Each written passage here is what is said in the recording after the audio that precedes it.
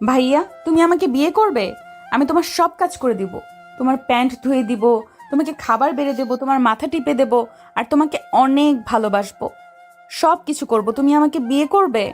পড়ন্ত বিকেলে নদীর পাড়ে বসে নদীর অপরূপ দৃশ্য দেখছিলাম। তখনই পিছন থেকে একটা বাচ্চা কণ্ঠের মেয়ে কথাগুলি বলে উঠল। পিছনে তাকিয়ে দেখি আমার চাচাতো বোন পুতুল, বয়স 7, তৃতীয় শ্রেণীতে পড়ে। এই বয়সেই প্রচণ্ড ইচড়ে পাকা হয়েছে। সবসময় আমার পিছনে ঘুরঘুর করে এবং ভালোবাসার কথা বলে। এটা আমাদের পরিবারের সবাই জানে। পুতুলের এমন পাগলামি দেখে কেউ কিছু বলে না, কারণ সে আমার ছোট চাচা চাচির একমাত্র মেয়ে। অনেক সাধনার পর পুতুলকে পেয়েছে তারা, এবং পুতুলে আমার মা বাবারও অনেক আদরের। বলা যায় আমার থেকেও বেশি প্রিয় সে। আমিও পিচ্চিটাকে কম ভালোবাসি না। যখন যা আবদার করে তখন তাই করি। সবাই পিচ্চিটার এমন পাগলামিগুলো মজা ভেবে উড়িয়ে দেয়। সবাই ভাবে বড় হয়ে গেলে আর এমন পাগলামি করবে না। তবে ওর এমন পাগলামির পিছনে হয়তোবা দোষী আমি নিজেই, কারণ আমরা যৌথ পরিবার। আমার বাবা এবং ছোট চাচা 2 ভাই তারা, আর বেঁচে আছে শুধু দাদি। পুতুলের যখন জন্ম হয় তখন ওকে আমি শখের বশবর্তী হয়ে কোলে নিয়েছিলাম। তখন আমি ক্লাস 3তে পড়ি। ছোট বাচ্চাদের সবাই আদর করে, এটাই স্বাভাবিক। আমিও তার বিকল্প নই। আমি প্রথমে পুতুলের কপালে একটা চুমু খাই।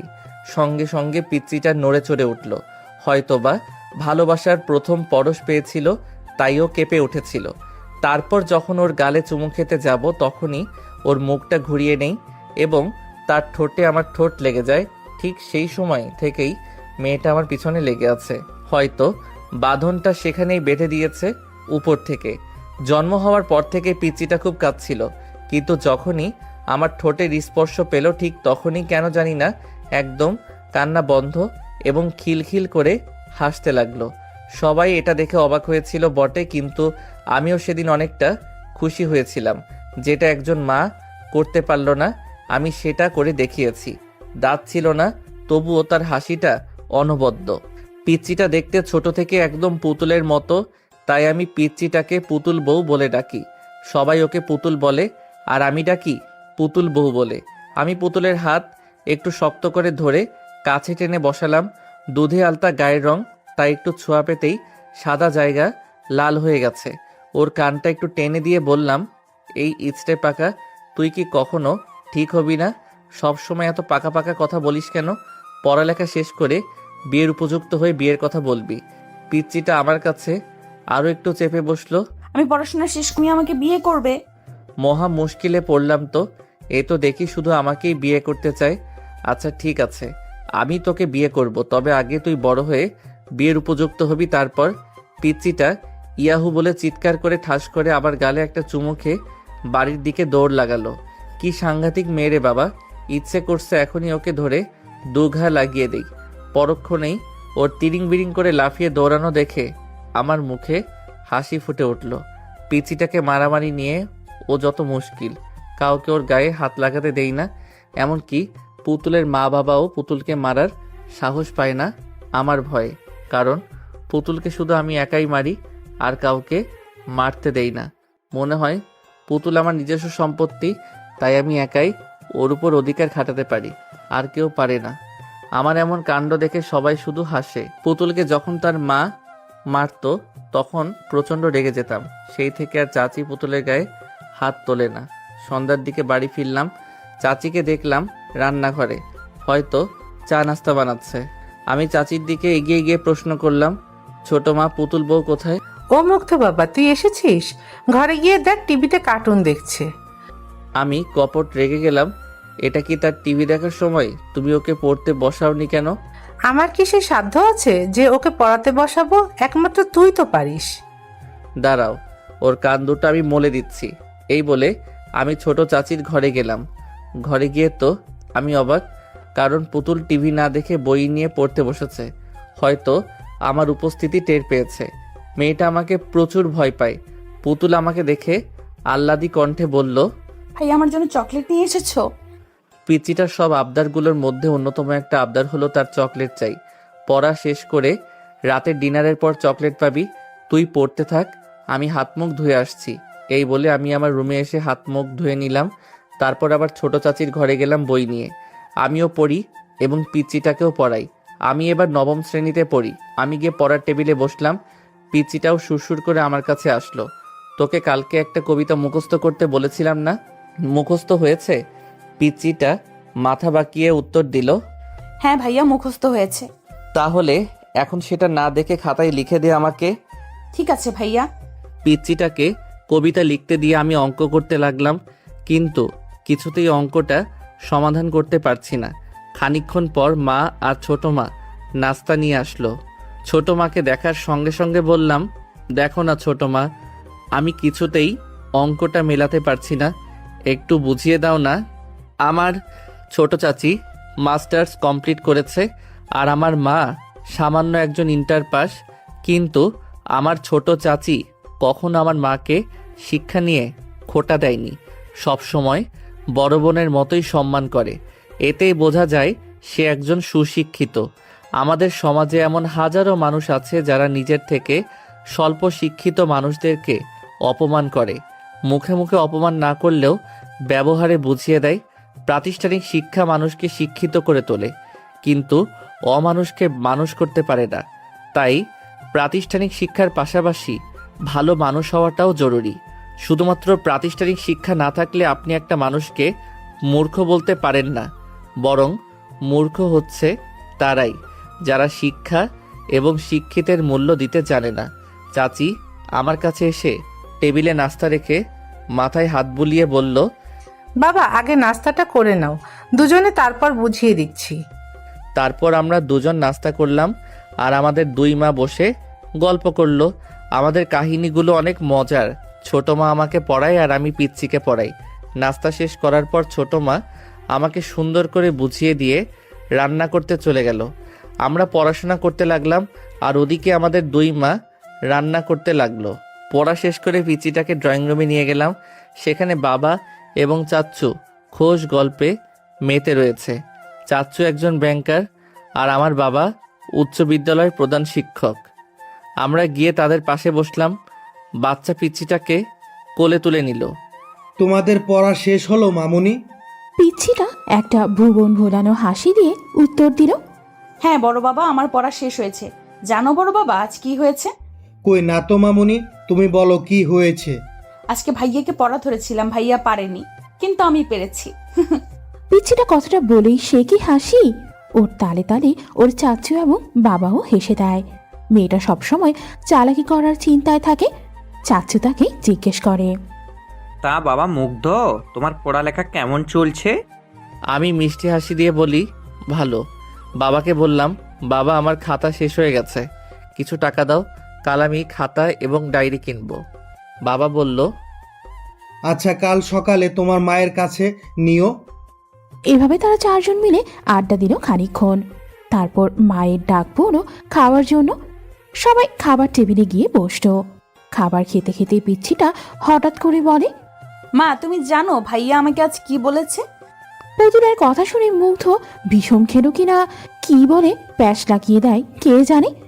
মেয়েটা মাঝে মাঝে এমন কথা বলে ওর কথা শুনে হার্ট অ্যাটাক হওয়ার মতো অবস্থা হয় তার। এখন না জানি কি বলে সেই ভয়ে গলায় ভাত আটকে গেল ছেলেটার। কোনো মতে পানি খেয়ে ভাতটা নামিয়ে নিল। সে চোখ পাকিয়ে পুতুলের দিকে তাকালো। ছোট মা বলল, কি বলেছে? পুতুল খাওয়া বন্ধ করে বলল, ভাইয়া আজ বিকেলে নদীর পাড়ে বসেছিল।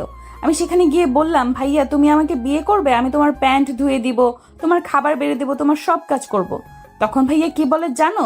সবাই জিজ্ঞাসু দৃষ্টিতে তাকিয়ে আছে পুতুলের দিকে। আমার তো চোখ বেরিয়ে আসার উপক্রম। তারপরও নিজেই বলতে শুরু করলো, তখন ভাইয়া বলে আমি পড়াশোনা শেষ করে বড় হব, তারপর ভাইয়া আমাকে বিয়ে করবে। পুতুলের কথা শুনে সবাই হেসে দেয়। মা পুতুলকে কোলে নিয়ে বলে, তোমার ভাইয়া একদম ঠিক বলেছে মামুনি, তুমি আগে পড়ালেখা শেষ করে বড় হও, তারপর তোমার ভাইয়ার সাথে তোমার বিয়ে দেব, কেমন? শুধু মাথা নাড়ালো।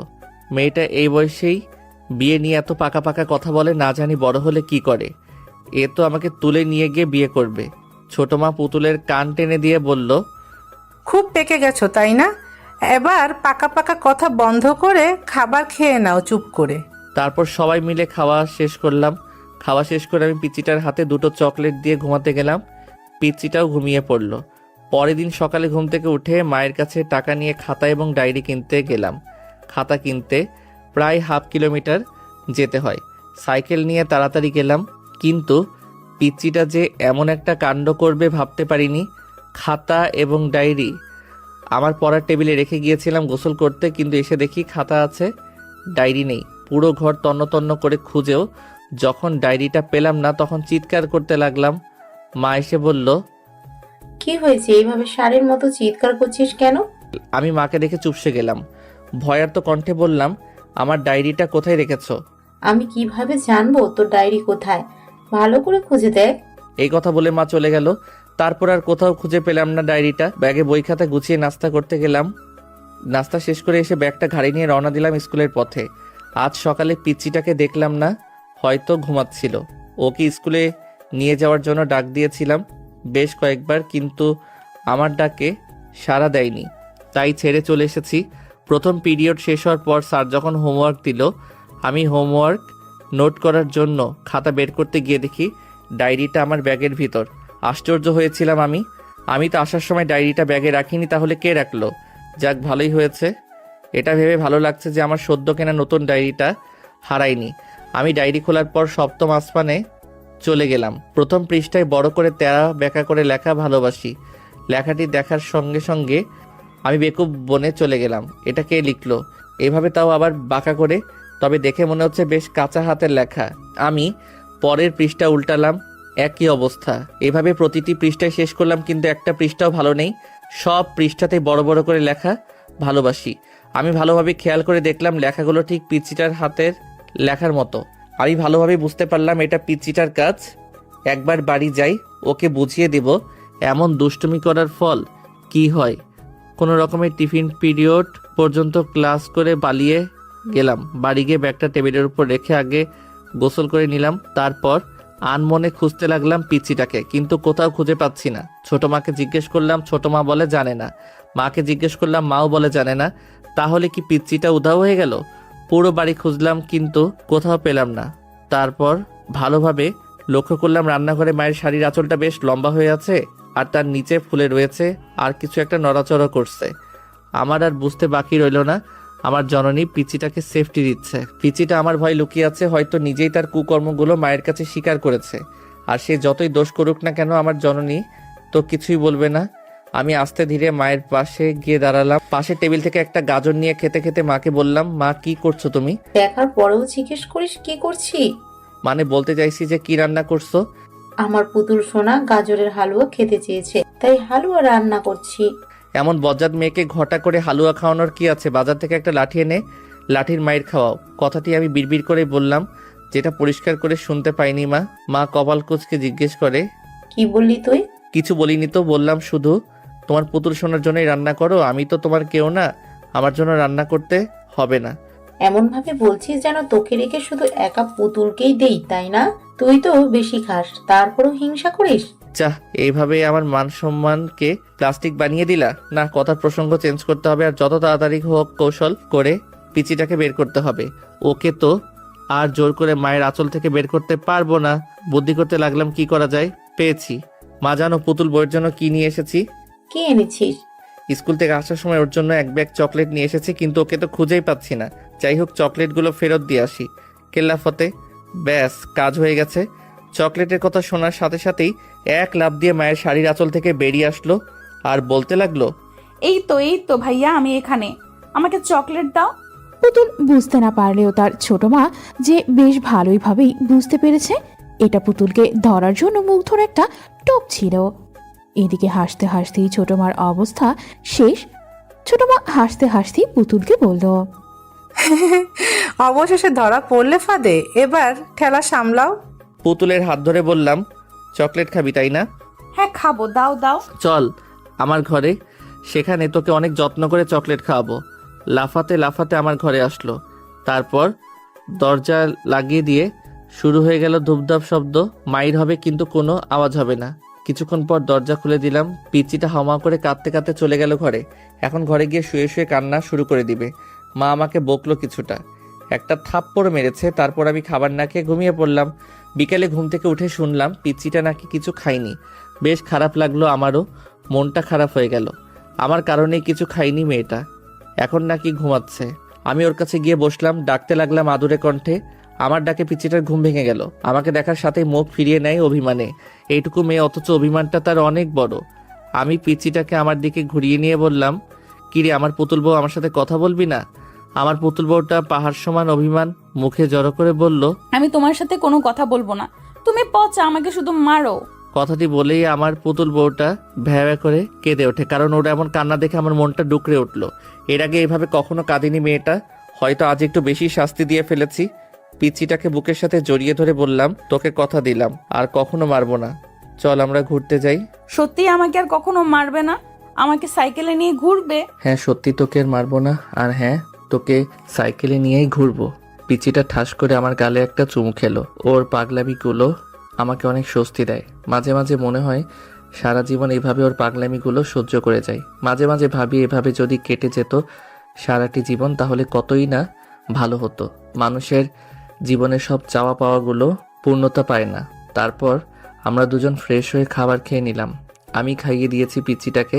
খাওয়ার সময় আমার আঙ্গুলে কামড় দিয়েছিল। কামড় দেওয়ার পর সে কি খুশি, খিলখিল করে হাসছিল। হাসতে হাসতে গলায় ভাত আটকে গিয়েছে। তারপর হাসা বাদ দিয়ে একাধারে কাশতে লাগলো। শয়তানদের অবস্থা মনে হয় এমনই হয়, বেশি বাদরামি করলে যা হয় আর কি।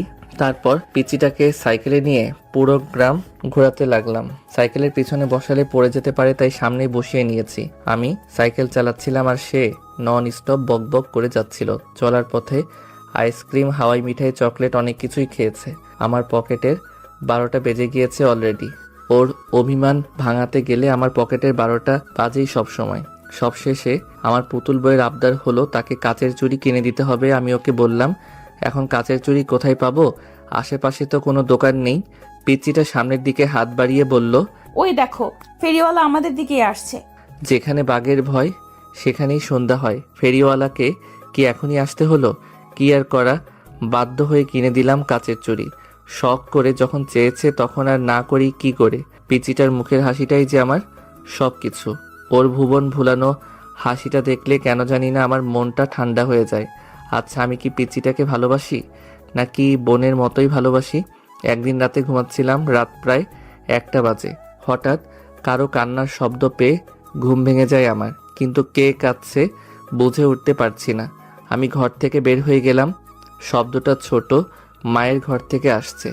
এত রাতে কে কাঁদছে? দরজা খোলা আর বাতিও চালু আছে।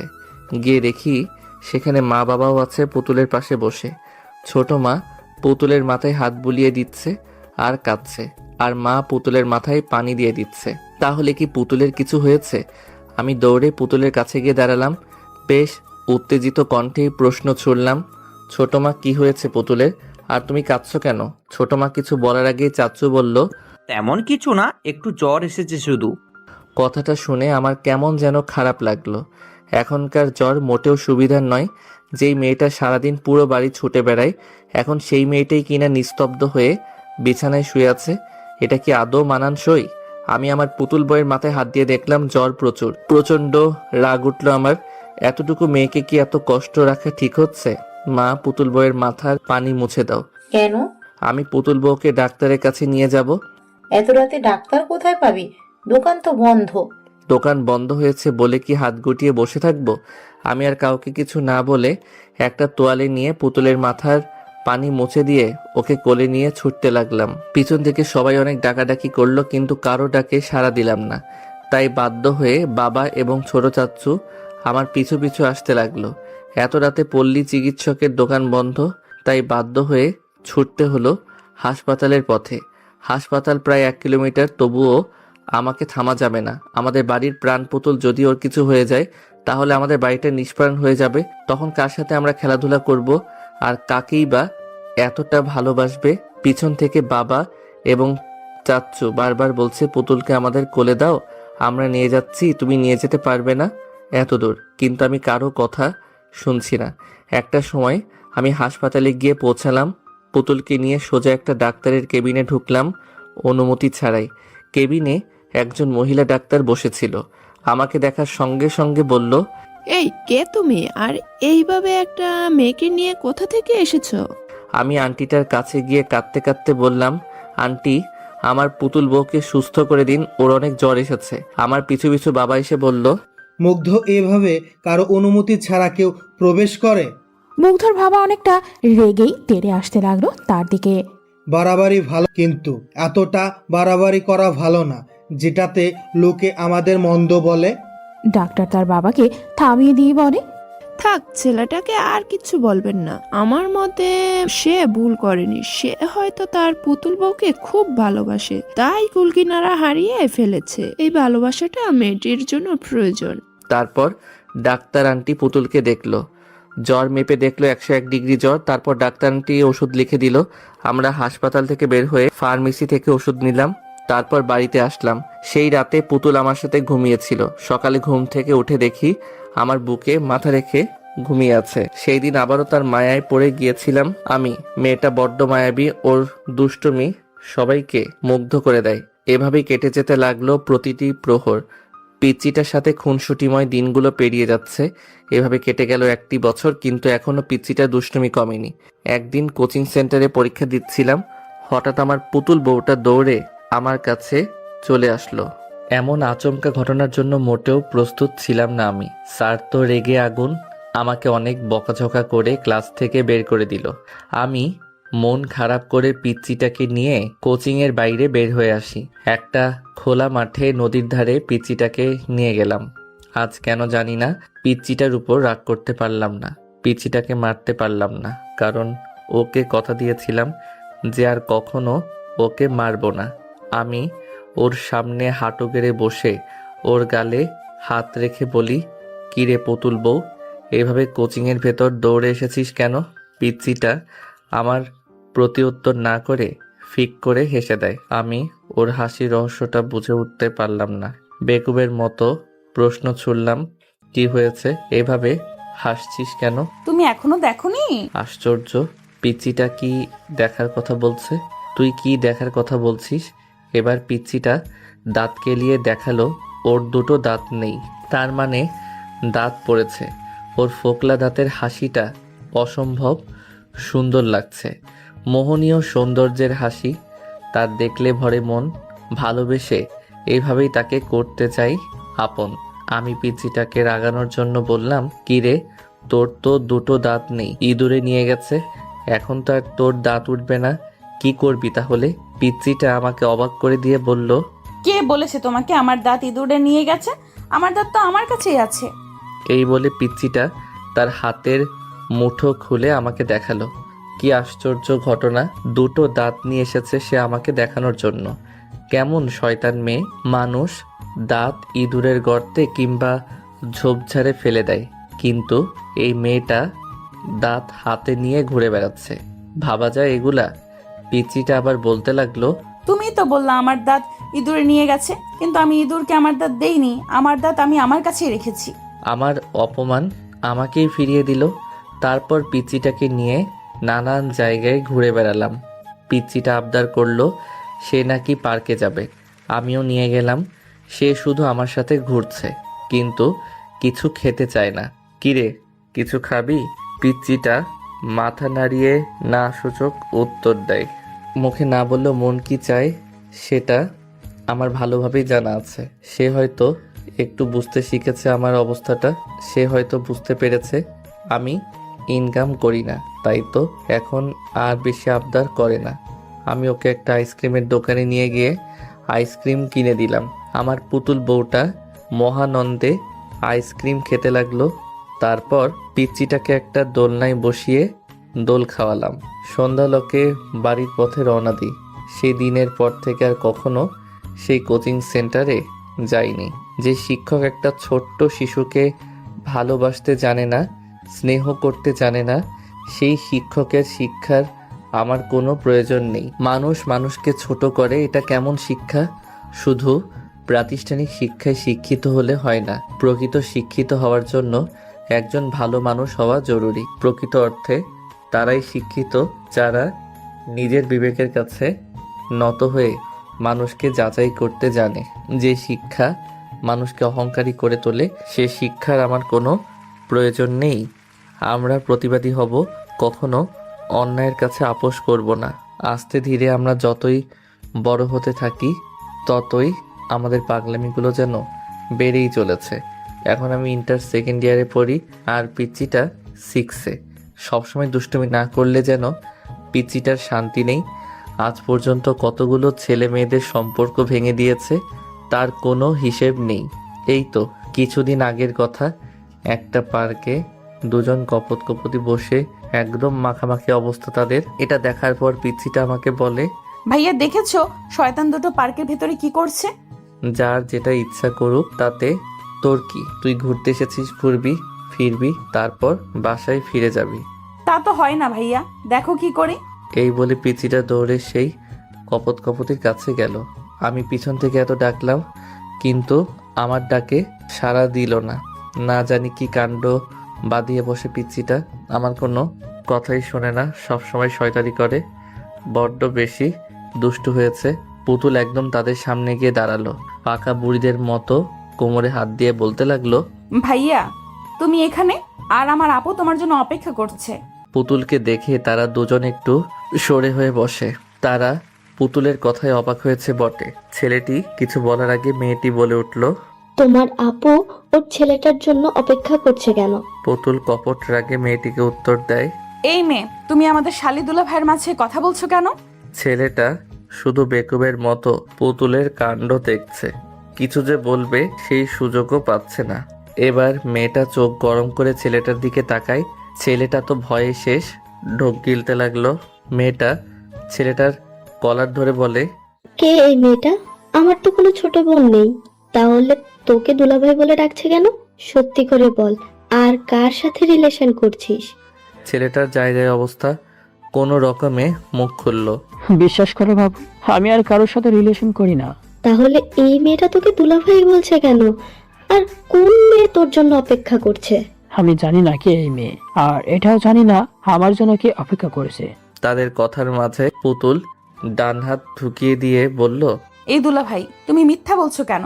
আমার আপুর সাথে 1 বছর প্রেম করে এখন অন্য মেয়েকে নিয়ে ঘুরছো। দাঁড়াও, আপুকে গিয়ে বলছি। এই বলে পুতুল সেখান থেকে আস্তে আস্তে কেটে পড়ল। এরই মধ্যে মেয়েটার সাংঘাতিক ঝগড়া বাঁধিয়ে ফেলেছে। কি সাংঘাতিক মেয়ে মাইরি, এতটুকু সময়ের মাঝে একটা সম্পর্কের 12টা বাজিয়ে দিল। পিচিটা এমন ভাব নিয়ে আমার সামনে আসলো, মনে হয় কত বড় একটা মিশন সাকসেস করে এসেছে। আমার সামনে এসে মুখে হাত দিয়ে মুখ টিপে হাসতে লাগলো। ভ্রু কুঁচকে প্রশ্ন করি, এভাবে গাধার মতো হাসছিস কেন? ভাইয়া তুমি বলেছিলে না যে আমি কোনো কাজের নই? দেখেছো আজ কত বড় কাজ করলাম। সরকারের উচিত আমাকে একটা নোবেল দেওয়া। মানুষের মধ্যে ঝামেলা বাঁধিয়ে দিয়ে আসলো, মানুষের মধ্যে ঝগড়া, আর সে বলছে কিনা কত বড় একটা কাজ করে আসলো, আবার বড় মুখ করে নোবেলও চায়।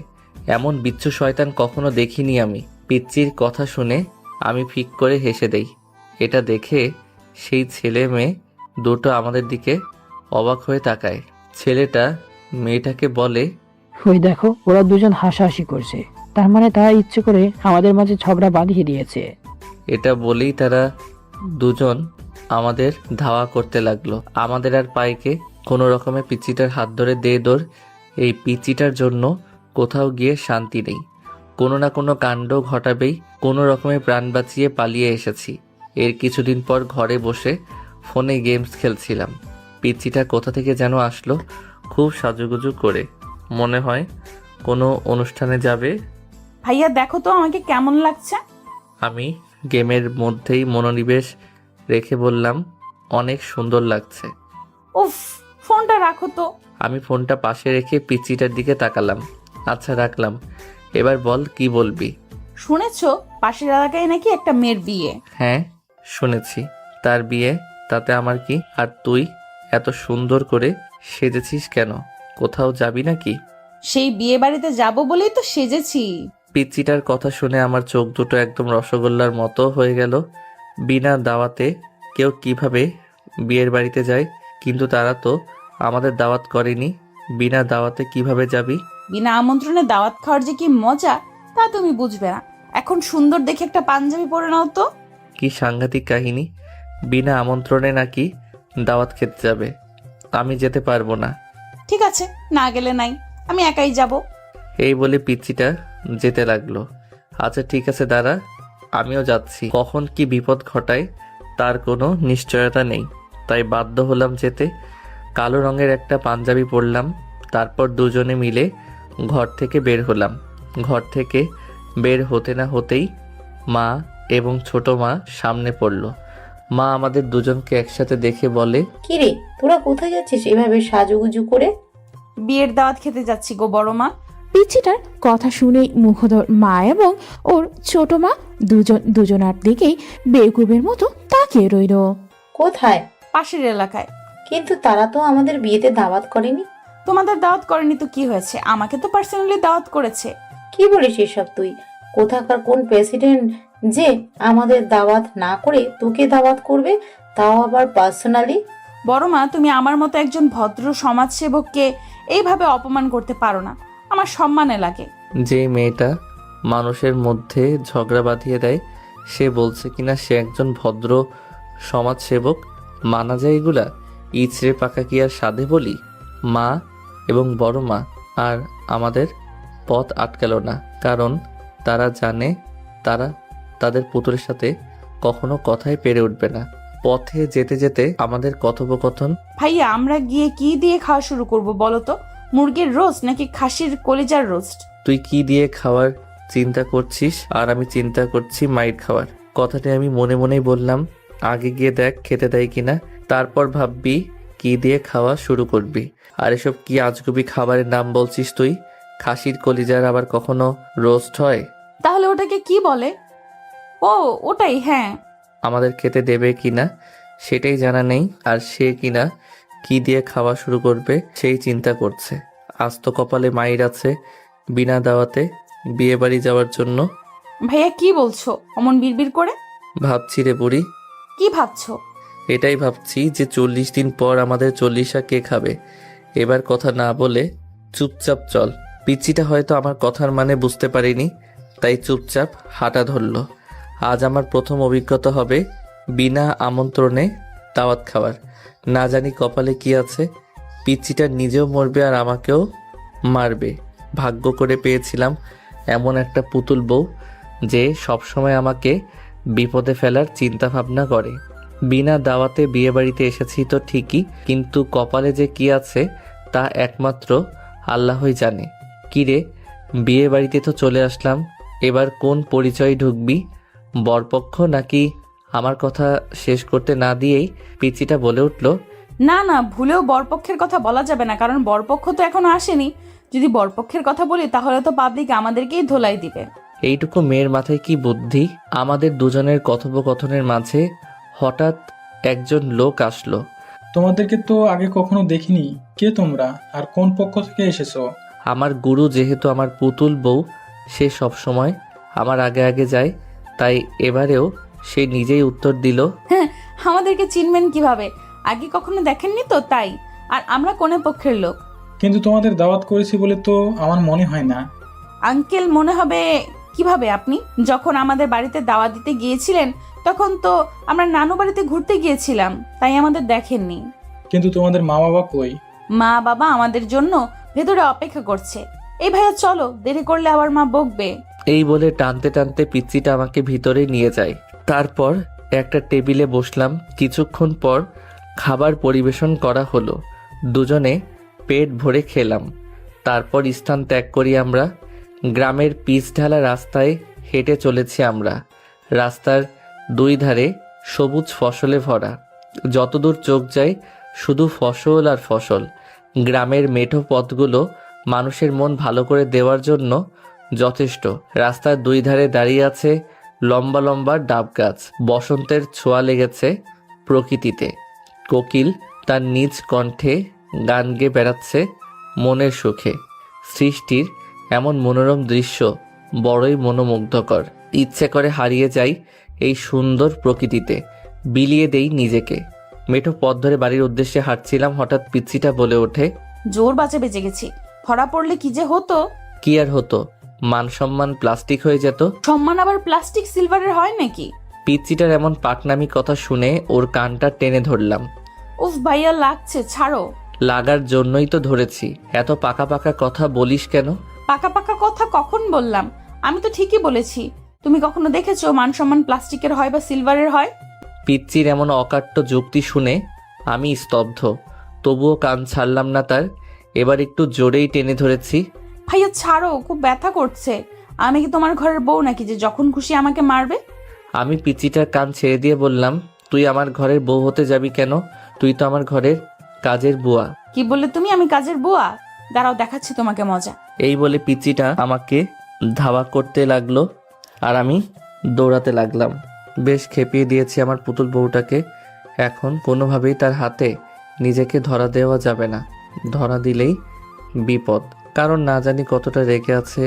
আর ধরতে পেলে ধোলাই তো অবশ্যই দেবে। দুজনেই প্রাণপণে ছুটছি।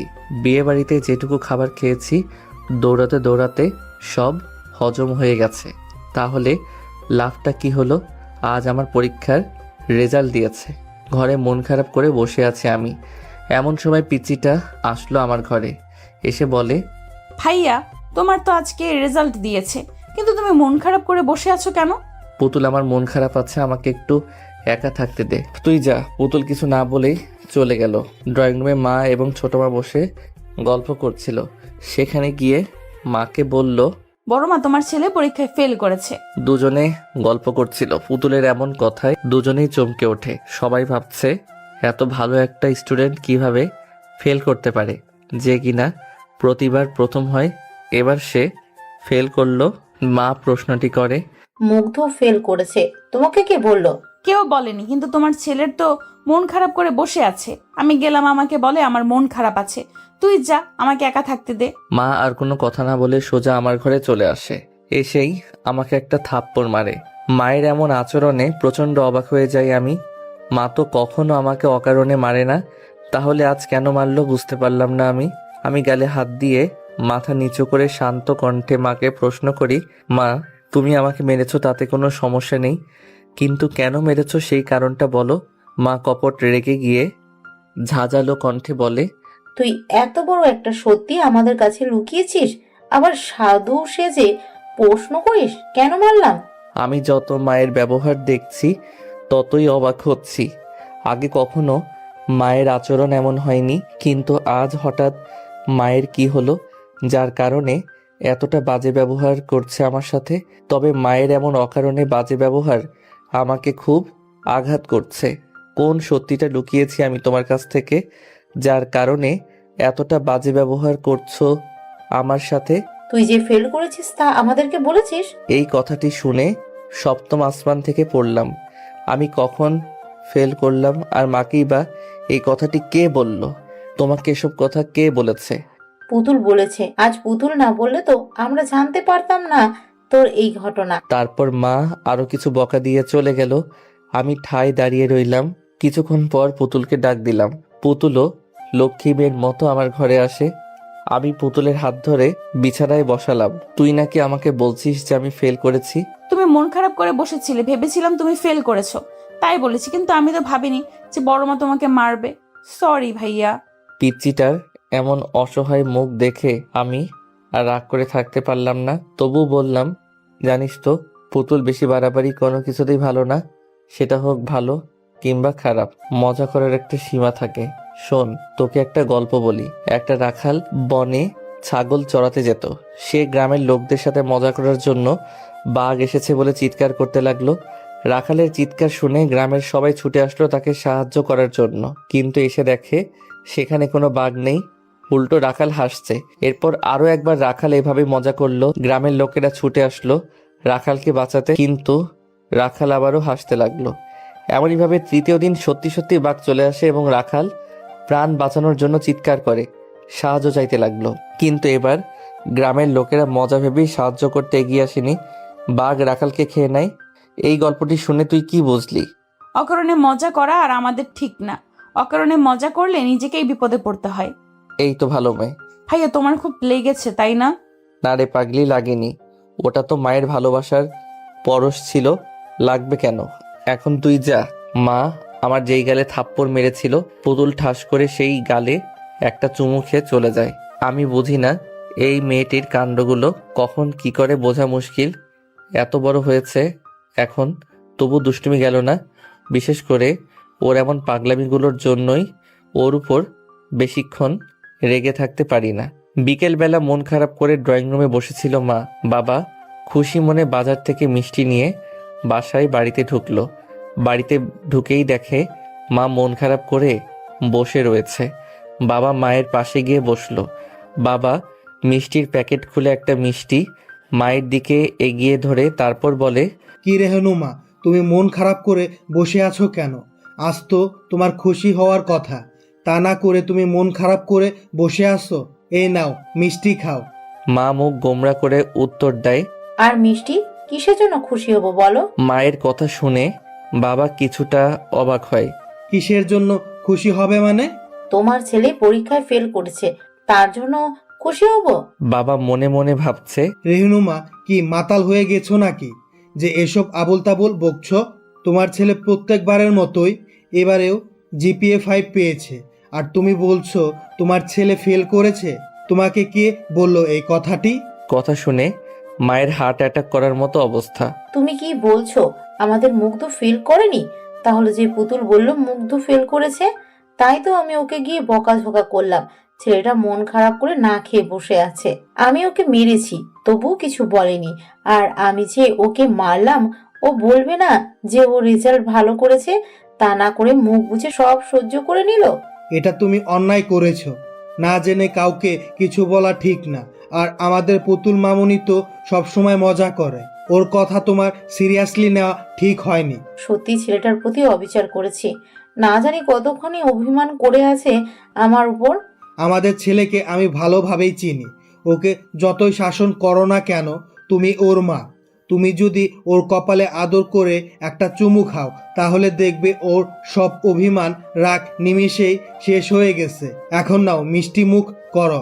আমাদের একমাত্র ছেলে এত বড় বড় উপহার দিচ্ছে আমাদেরকে। মা এবং বাবা একে অপরকে মিষ্টি খাইয়ে দেয়। তারপর মা একটা মিষ্টি নিয়ে আমার ঘরে আসে। এসে দেখে আমি মন খারাপ করে টেবিলে মাথা নুইয়ে বসে আছি। মা বেশ কয়েকবার ডাক দেয়, কিন্তু আমার কোনো সারা শব্দ নেই। মা চিন্তিত হয়ে একটু এগিয়ে আসে, আমার মাথা তুলে ধরে দেখে আমি কাঁদতে কাঁদতে ঘুমিয়ে গিয়েছি। চোখের পানি শুকিয়ে গেছে। মা আমার চোখের পানি মুছে দিয়ে কপালে একটা ভালোবাসার পরশ দেয়। মায়ের চুমু খাওয়ার সঙ্গে সঙ্গেই আমার ঘুম ভেঙে যায়। তাকিয়ে দেখি মায়ের চোখ দিয়ে পানি পড়ছে। আমি কখনোই মায়ের চোখের পানি সহ্য করতে পারি না, কিন্তু এখন আমার জননী আমার সামনেই কাঁদছে। এটা আমার জন্য পৃথিবীর সবচেয়ে বড় কষ্টদায়ক একটা বিষয়। আমি মায়ের চোখের পানি মুছে দিয়ে বললাম, মা তুমি কাঁদছো কেন? কি হয়েছে তোমার? আমি তোর প্রতি অনেক বড় অবিচার করে ফেলেছি বাবা। আমি পুতুলের কথাকে সত্যি মনে করে তোকে মেরেছি, কিন্তু আমি তো জানতাম না তুই অনেক ভালো রেজাল্ট করেছিস। তোর বাবাই আমাকে বলল। কাঁদতে কাঁদতে কথাটি বলল, মা তুমি একদম কাঁদবে না। তুই জানো না আমি তোমার চোখের পানি সহ্য করতে পারি না। তোমার চোখের পানির ফোঁটা এক একটা মুক্তার চেয়েও দামি। প্লিজ আর কেঁদো না। মা আর কিছু না বলে আমাকে জড়িয়ে ধরে কেঁদে দেয়। আমিও মাকে জড়িয়ে ধরি। এমন সময় আমাদের পুতুল মহারানী সেখানে হাজির। কেউ প্রচণ্ড মন খারাপ করে এসেছে। এসে বলে, বড় মা, আমার ভুল হয়ে গেছে, আমি বুঝতে পারিনি যে। মা পুতুলকে আর কিছু বলতে না দিয়ে পুতুলকেও আমাদের সাথে জড়িয়ে নেয়। এভাবে কিছুক্ষণ অতিবাহিত হওয়ার পর মা আমাকে এবং পুতুলকে একটা মিষ্টি ভাগাভাগি করে দেয়। তারপর মা আমাকে বলে, তুই কেন বলিসনি যে তুই জিপিএ 5 পেয়েছিস? আর মন খারাপ করে বসেছিলিস কেন? আমি জানি না কেন তোমাদেরকে বলিনি যে আমি ভালো রেজাল্ট করেছি, কিন্তু মন খারাপ করে বসেছিলাম একটা কারণে। আমাদের এলাকাতে কোনো ভার্সিটি নেই যে সেখানে নিজের পড়ালেখাটা চালিয়ে যাব। এখন তো আমাকে তোমাদেরকে ছেড়ে দূরে কোথাও গিয়ে পড়ালেখা করতে হবে, তাই মনটা খুব খারাপ। কখনো তোমাদেরকে ছেড়ে থাকিনি তো, তাই কষ্টটা একটু বেশি হচ্ছে। আর আমার পুতুল বউকে ছেড়ে কিভাবে থাকবো? ওর সাথে দুষ্টুমি করেই তো প্রতিটি প্রহর কাটে। মন খারাপ করে না বাবা, তুই তো আর সারা জীবনের জন্য চলে যাচ্ছিস না। এই তো কিছু বছর, তারপরেই তো আবার চলে আসবি। মা আমার মাথায় হাত বুলিয়ে দিল। বাবা মুগ্ধ, যখন ছোট মা একা থাকে তখন আমি ছোট মাকে শুধু মা বলেই ডাকি। আর যখন ছোট মা এবং মা একসাথে থাকে তখন ছোট মাকে ছোট মা বলে ডাকি। আমি চোখ দুটো বন্ধ রেখেই বলি, হ্যাঁ মা বলো। আমার মেয়েটা তোকে খুব জ্বালায় তাই না বাবা? আজ আমার মেয়েটার কারণেই তুই তোর মায়ের হাতে মার খাইলি। আমি ছোট মায়ের কথা শুনে চট করে উঠে বসি। এসব কি বলছো তুমি? যাকে নিয়ে জীবনের এতটা পথ পাড়ি দিলাম তুমি তাকেই দোষারোপ করছো। যার দুষ্টুমি না দেখলে আমার মন ভালো থাকে না, যার সাথে ঝগড়া না করলে আমার দিন কাটে না, তুমি তাকে দোষারোপ করছো। মা, আমি আমার পুতুল বউকে অনেক ভালোবাসি। ও যত বড়ই অন্যায় করুক না কেন, সব অন্যায় আমার কাছে খুবই তুচ্ছ এবং ছোট। আর মা আমাকে মেরেছে তাতে কি হয়েছে? একটাই তো মেরেছে, তাতে কি এমনটা হয়েছে? তোমরা আমার গুরুজন, তোমরা আমার মাথার ছাদ, তোমরা আমাকে শাসন না করবে তো কে করবে? মা, তুই জানো আমি কতদিন ধরে মায়ের হাতের মায়ের খাইনি? তোমার মনে আছে ছোটবেলায় একবার গাছ থেকে পড়ে গেছিলাম, ঠিক সেদিন মা আমাকে মেরেছিল। তখন আমার বয়স 7 বছর। আর আজ এতদিন পর মায়ের হাতের মার খেলাম। সেদিন মা মেরেছিল আমাকে, তবে সেটা তো রাগ করে মারেনি। আর কখনো যেন এমন কথা না শুনি। ছোট মা আমার থুত নিতে হাত বুলিয়ে বলে, তোর মতো এমন লক্ষ্মী একটা ছেলে যদি আমার হতো। ছোট মার কথা শুনে প্রচন্ড রাগ হয় আমার। কি বললে তুমি? আমার মতো লক্ষ্মী একটা ছেলে হতো? তাহলে আমি কার ছেলে? ও, তার মানে তুমি আমাকে নিজের ছেলে মনে করো না, তাই তো? ঠিক আছে, যাও আমার ঘর থেকে, তোমার সাথে আর কোনো কথা নেই। এই বলে আমি মুখ ঘুরিয়ে বসলাম। মানুষ ছোট বাচ্চাদের সাথে যেভাবে কথা বলে ছোট মাও সেভাবে বলতে লাগলো। বলে বাবালে, আমার সোনা বাবাটা রাগ করেছে। আচ্ছা, এই যে কান ধরলাম, আর কখনো এমন কথা বলবো না। এবার তো আমার দিকে ঘুরে তাকাও, আমার লক্ষ্মী সোনা বাবাটা। ছোট মায়ের এমন তোতলামি দেখে ফিক করে হেসে দিলাম। ছোট মা যে এভাবে কথা বলবে আমি কখনো ভাবতেও পারি নাই। আমি ছোট মার দিকে ঘুরে আবার তার কোলে মাথা রাখলাম। আর কখনো এমন কথা বলবে না, তাহলে অভিমান করে অনেক দূরে চলে যাব। ঠিক আছে, আর কখনো এমন কথা বলবো না। এমন সময় আমাদের পুতুল মহারানী সেখানে হাজির। বাহ, ছেলেকে পেয়ে এখন মেয়েকে ভুলে গিয়েছো তাই না? চুপি চুপি ছেলেকে আদর করা হচ্ছে। কেন রে, তোকে তো সবসময় আদর করি, তবুও মন ভরে না? তোর ভাইয়া তো 2 দিন পরে চলে যাবে, তবুও এত হিংসা করিস? আচ্ছা আয়, তোকেও আদর করে দিচ্ছি। পিচিটাও এসে ছোট মায়ের কোলে মাথা রাখলো। ভাইয়া কোথাও যাবে না বলে দিলাম। ভাইয়া চলে গেলে আমি খেলবো কার সাথে? ছোট মা কিছু বলতে যাবে তার আগে আমি বললাম, আচ্ছা ঠিক আছে, আমি কোথাও যাব না। ছোট মাকে কিন্তু বলতে দিলাম না, কারণ আমার দূরে কোথাও যাওয়ার কথা শুনলে পিচিটা হয়তো অনেক পাগলামি করবে, তাই না বলাই শ্রেয়। ছোট মা বলল, আচ্ছা তোরা থাক, আমি আজ তোদের প্রিয় খাবার খিচুড়ি রান্না করব। খিচুড়ির কথা শুনে আমরা দুজনেই হা করে রইলাম। এটা দেখে ছোট মা হেসে দেয়। ছোট মার হাতের খিচুড়ি অনেক মজার হয়। আজ নিজের প্রিয় মুখগুলোকে ছেড়ে চলে যেতে হচ্ছে অচেনা অজানা এক জায়গায়, যেখানে থাকবে না আমার প্রিয় মানুষগুলো। পিচিটাকে ছেড়ে যেতে অনেক কষ্ট হচ্ছে আমার। পরিস্থিতি এতটাই নিষ্ঠুর যে প্রিয় মানুষগুলোকেও দূরে ঠেলে দেয়। আমি যখন কাঁধে ব্যাগ ঝুলিয়ে বাড়ি থেকে বের হই তখন পিচ্চিটা আমাকে জড়িয়ে ধরে অনেক কেঁদেছে। বারবার বলছিল আমাকে ছেড়ে যেও না। জানালার ধারে বসে এসব কথা ভাবতে ভাবতে নিজের শহরে চোখ বুলিয়ে নিলাম একবার। জানি না কখন চোখ দুটো লেগে গিয়েছিল।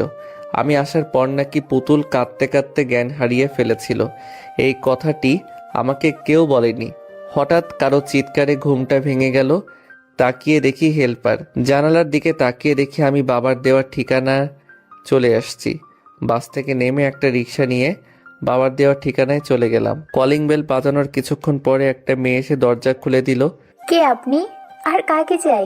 দরজাটা খুলে দিয়েই কথাটি বলল মেয়েটি। আমি শান্ত কণ্ঠে জবাব দিলাম, জি আমি মুগ্ধ। এটা আসলাম চাচার বাড়ি না? মেয়েটি কিছু বলার আগেই বাড়ির ভেতর থেকে একটা শব্দ ভেসে আসলো। কে এসেছে রে মা? মেয়েটি আমাকে দরজায় দাঁড় করিয়ে রেখে উত্তর দিল, মুগ্ধ নামের একটি ছেলে এসেছে, তোমাকে খুঁজছে। আরে ওকে বাইরে দাঁড় করিয়ে রেখেছিস কেন? ভেতরে নিয়ে আয়। এবার মেয়েটি আমার দিকে তাকিয়ে বলল, চলুন ভিতরে, বাবা আপনাকে ডাকছে। আমি অনুমতি পেয়ে ভেতরে গেলাম। সোফায় একজন মহিলা এবং পুরুষ বসে আছে। সম্ভবত মেয়েটির বাবা মা হবে। আমি তাদের সামনে গিয়ে সালাম দিলাম। চাচা সালামের জবাব দিয়ে বলল, তা বাবা, তুমি রায়হানের ছেলে মুগ্ধ? আমি মাথা নাড়িয়ে হ্যাঁ সূচক উত্তর দিলাম। পরিচয় হও, ইনি হলো তোমার চাচি, আর ও হলো আমাদের মেয়ে রিক্তা। ভদ্র মহিলা এবং মেয়েটিকে দেখিয়ে দিয়ে বলল, মেয়েটি প্রথম থেকে আমার দিকে হিংসে ভরা দৃষ্টিতে তাকিয়েছিল। তবে কি মেয়েটির চোখে আমি বিষাক্ত কাটা হয়ে গেলাম? পরিচয় পর্ব শেষ করে চাচা আমাকে বলল, এখন গিয়ে হাত মুখ ধুয়ে একটু বিশ্রাম নিয়ে খাবার খেয়ে নাও। রিক্তা, মুগ্ধকে গেস্ট রুমে নিয়ে যাও। মেয়েটি আমাকে একটা রুমে নিয়ে এসে বাথরুম দেখিয়ে দিয়ে চলে গেল। আমি ব্যাগটা বিছানায় ছুঁড়ে মেরে বাথরুম গিয়ে ফ্রেশ হয়ে নিলাম। তারপর বিছানায় শরীরটা এলিয়ে দিলাম। হঠাৎ শুনতে পেলাম, বাবা, এই ছেলেটা কি আমাদের সাথে থাকবে? মনে হলো রিক্তা নামের মেয়েটি কথাটি বলল। আমার একটু বেশি কৌতূহল জাগলো মনে তাদের কথোপকথন শুনবার। ছেলেটি আমাদের সাথেই থাকবে। কিন্তু বাবা, ছেলেটাকে দেখে আমার সুবিধার মনে হচ্ছে না। তুমি ওকে অন্য কোথাও থাকতে বলো। কি বলছো এসব? ও আমার ছোটবেলার বন্ধুর ছেলে। ওর বাবা আমার জীবনে কতটা অবদান রেখেছে তা তোমাকে বলে শেষ করতে পারবো না। আর অচেনা শহরের ছেলেটা কোথায় যাবে? আমি এত কিছু জানি না, তুমি ওকে তাড়িয়ে দাও। কেন এমন পাগলামি করছো তুমি? আমার কাছে তো মুগ্ধকে খারাপ লাগছে না। এবার রিক্তার মা বলে ওঠে, তোমার মেয়ে তো ঠিকই বলেছে। এভাবে অচেনা একটা ছেলেকে বাসায় জায়গা দেওয়াটা মোটেও ঠিক হবে না। তাছাড়া সে তোমার বন্ধুর ছেলে বলেই কি তোমাকে উদ্ধার করে দিয়েছে নাকি? আমারও ছেলেটাকে ভালো লাগেনি। বলা তো যায় না কখন বিপদ ঘটিয়ে বসে। আমাদের ঘরে এত বড় একটা মেয়ে আছে। ভদ্র মহিলা আর কিছু বলার আগেই চাচা বলল, তুমি চুপ করবে? সব সময় শুধু উল্টোপাল্টা চিন্তা করো। ছেলেটির মধ্যে কি রকম খারাপ দেখলে যে যার জন্য মনে হলো সে এতটা জঘন্য কাজ করতে পারে? মানুষকে ভালোবাসতে শিখো, তাহলেই না মানুষের মর্মটা বুঝবে। রিক্তা বলে ওঠে, বাবা, তুমি ওকে অন্য কোথাও থাকতে বলো, না হলে আমি কিন্তু এখানে থাকবো না। এই কথা বলে রিক্তা চলে যায় তার ঘরে। ভদ্র মহিলাও আর থাকলো না, স্থান ত্যাগ করে। আমি ঘরের ঝুলানো ঘুরতে থাকা ফ্যানের দিকে তাকিয়ে নিজেকে বলতে লাগলাম, মানুষ কতটা বিচিত্র হতে পারে। তা না হলে একটা অচেনা মানুষকে নিয়ে এতটা জঘন্য ভাবনা কিভাবে মনের মধ্যে পুষতে পারে? তাদের কথোপকথন শুনে আমার খুব একটা খারাপ লাগলো না, কারণ জীবনে যতটুকু পথ পাড়ি দিয়েছি এতেই পৃথিবীর মানুষ সম্পর্কে বেশ ভালোই ধারণা পেয়েছি। পৃথিবী যতটা না অদ্ভুত তার থেকেও বেশি অদ্ভুত এই পৃথিবীতে বসবাসরত মানুষরা। আমি বুঝে গিয়েছি এখানে আমার থাকা হবে না, আর থাকলেও খুব সংগ্রাম করে থাকতে হবে। আর আমার মনে হয় এই সংগ্রামের কোনো মানেই হয় না। মাঝে মাঝে কিন্তু জায়গায় প্রতিবাদ না করাই ভালো। এতে বোঝা যায় কোনটা মুখোশধারী মানুষ আর কোনটা ভালো মানুষ। আমি মুঠো ফোনটি হাতে নিয়ে মাকে কল করলাম। দুবার রিং বাজতেই কলটা রিসিভ করলো। আমি কিছু বলার আগেই মা বলল, তুই ঠিকঠাক ভাবে পৌঁছে গিয়েছিস তো বাবা? যেতে কোনো অসুবিধা হয়নি তো? মায়ের কথা শুনে নিঃশব্দে একটা মুচকি হাসি দিলাম। মায়ের কাছে এখনো সেই ছোট্ট মুগ্ধই রয়ে গেলাম। পৃথিবীর সকল মা বাবার কাছে তাদের সন্তানরা ছোটই থেকে যায়, বড় হয়ে যায় তো শুধু সন্তান নামক কিছু অমানুষরা, যারা মা বাবার উপর অত্যাচার করে। হ্যাঁ মা, আমার আসতে কোনো অসুবিধা হয়নি। বাড়ির সবাই কেমন আছে মা? সবাই ভালো আছে, কিন্তু পুতুল কেঁদেই চলেছে। কাঁদতে কাঁদতে জ্ঞান হারিয়ে ফেলেছিল একবার। কথাটি শুনে আমার হাসি মুখটা মলিন হয়ে গেল। ভাঙা কণ্ঠে বললাম, কি বলছো এসব? পুতুল জ্ঞান হারিয়ে ফেলেছে আর তোমরা আমাকে বলনি? বললে কি হতো? চিন্তা ছাড়া কি আর কিছু করতে পারতি? এখন কি করছে? এখন একটু ঘুমিয়েছে। আচ্ছা, বাবা কোথায়? এই তো আমার পাশে, নে কথা বল। এই বলে মা বাবার হাতে ফোনটি দিল। হ্যাঁ বাবা বল, কি খবর তোর? ভালো। বাবাকে কিছু বলতে গিয়ে আটকে গেলাম। কিরে, কিছু বলবি? বাবা, আমি এখানে থাকতে চাই না। কেন? তাহলে তোর আঙ্কেলকে বল একটা বাড়ি দেখতে। ঠিক আছে বাবা। তারপর টুকিটাকি কথা বলে কল কেটে দিলাম। যাক, একটা ব্যবস্থা হয়ে গেল। কিছুক্ষণ পরে রিক্তা ডাকতে এলো খাবার খাওয়ার জন্য। আমি কিছু না বোঝার ভান করে খাবার খেতে গেলাম। তোমার বাবা বলল তুমি নাকি আমাদের সাথে থাকবে না। কেন বাবা, এখানে কি তোমার অসুবিধা হবে? খাবার খাওয়ার সময় চাচা কথাটি বলল। না চাচা, কোনো সমস্যা নেই। তাহলে যে তোমার বাবা বলল তুমি এখানে থাকবে না? আসলে আমি একলা থাকতে একটু বেশি পছন্দ করি, তো এই জন্য বাড়িতে ও কেউ আমাকে বেশি ডিস্টার্ব করতো না।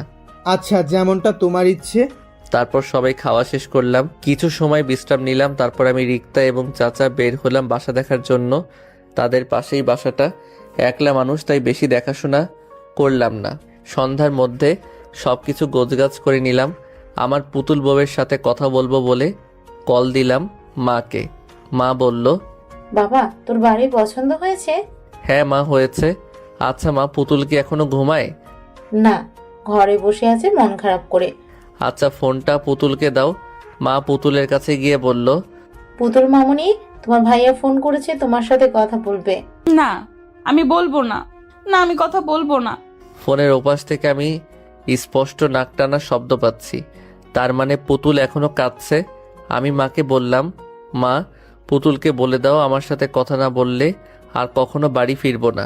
মা পুতুলকে কথাটি বলার সঙ্গে সঙ্গেই পুতুল চিৎকার দিয়ে ফোনটা হাতে নিল। ফোন কানে নিয়ে শুধু কাঁদছে। পিচিটার চোখের এক এক ফোঁটা আমার বুকে তীরের মতো এসে বিঁধতে লাগলো। জানি না পিচিটার চোখের পানি আমাকে কেন এতটা আঘাত করে। আমি চোখের কোণায় জমে থাকা ফোঁটা ফোঁটা পানি মুছে দিলাম। আমার পুতুল বউটা কি এভাবেই কাঁদবে, নাকি আমার সাথেও কথা বলবে? আমি তোমার সাথে কোনো কথা বলবো না। তুমি খুব পচা। তুমি আমাকে একা ফেলে চলে গেছো। এখন আমি কার সাথে খেলবো? আমাকে কে পড়াবে? আমাকে তো তুমি ছাড়া আর কেউ পড়াতে পারে না। কথাগুলো বলে ডুকরে ডুকরে কেঁদে ওঠে পুতুল।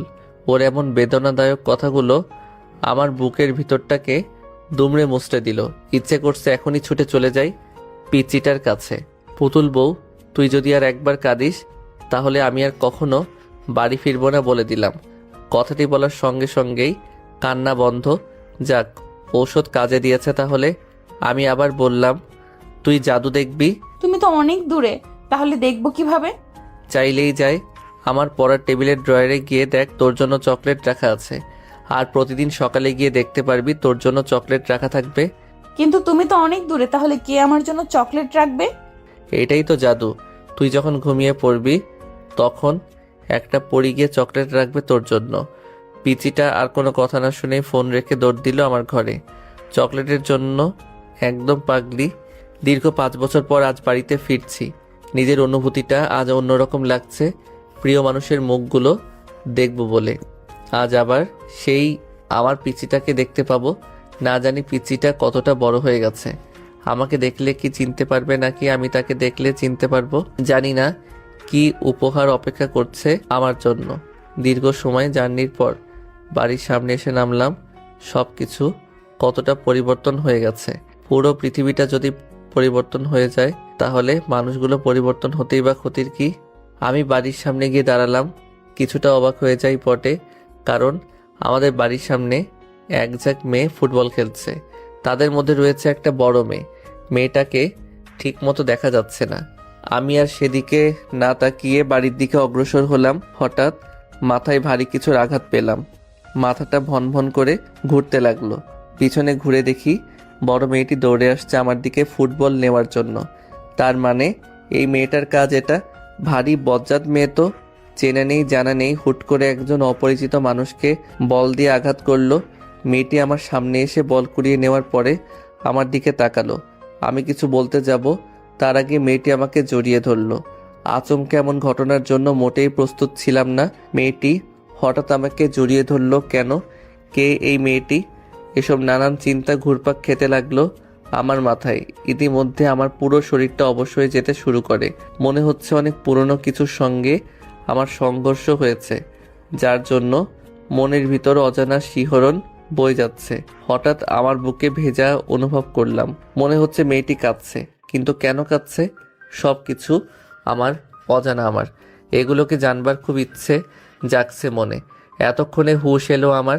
আমি মেয়েটির মাথা আমার বুক থেকে তুলে দেখলাম মেয়েটির চোখ জোড়া আবছা লাল হয়ে গেছে।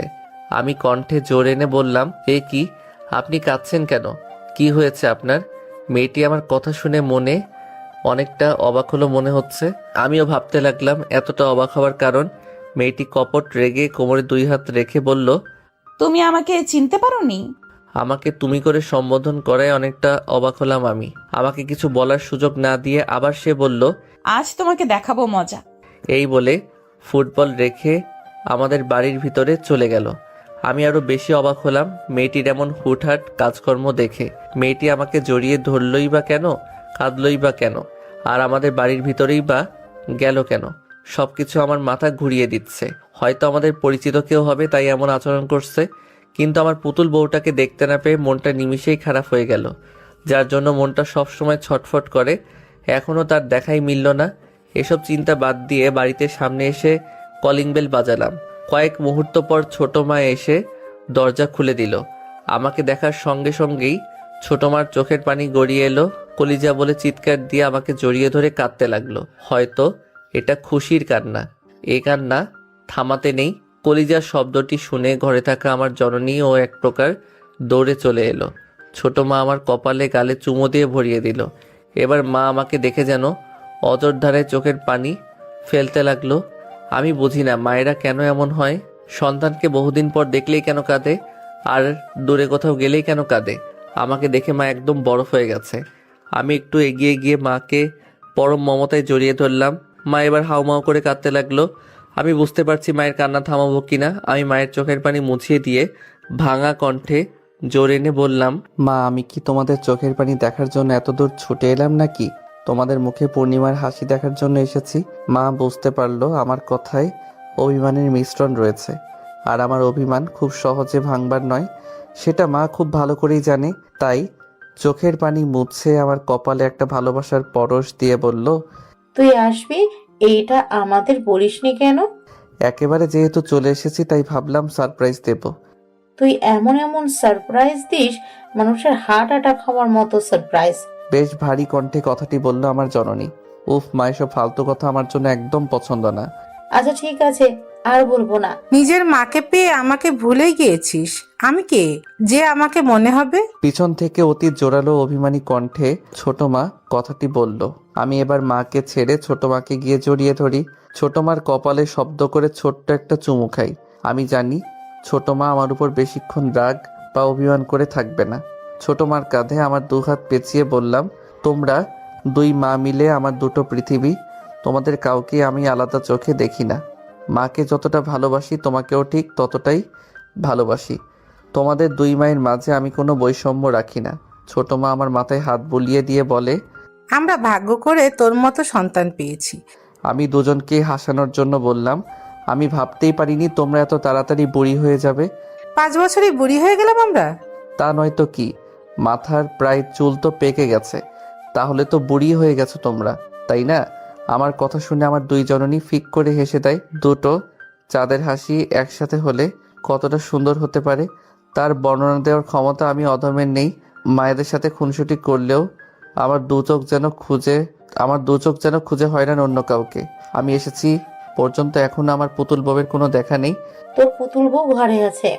পিছন থেকে মায়ের কথাটি শুনে হকচকিয়ে উঠলাম আমি। বেশি ভনিতা না করে বললাম, আমি এসেছি। এটা কি পুতুল বুঝতে পারিনি নাকি বুঝে ও আসছে না? তা জানি না, তবে তুই আসায় কয়েক মুহূর্ত আগে মন খারাপ করে হন হন করে ঘরে গেল। মনে হয় কারোর সাথে ঝগড়া করে এসেছে। আমি লাগেজ আর কাঁধের ব্যাগটা মায়ের হাতে দিয়ে গুটি গুটি পায়ে এগিয়ে যেতে লাগলাম পিচিটার ঘরের দিকে। আমার উল্টো দিক হয়ে ঘাপটি মেরে বসে আছে। এটা কি তার অভিযান? আমি কণ্ঠ কাঁপিয়ে ডাক দিলাম, পুতুল বউ। ডাকটি দেওয়ার সময় আমার যেন অন্তরাত্মা কেঁপে উঠল।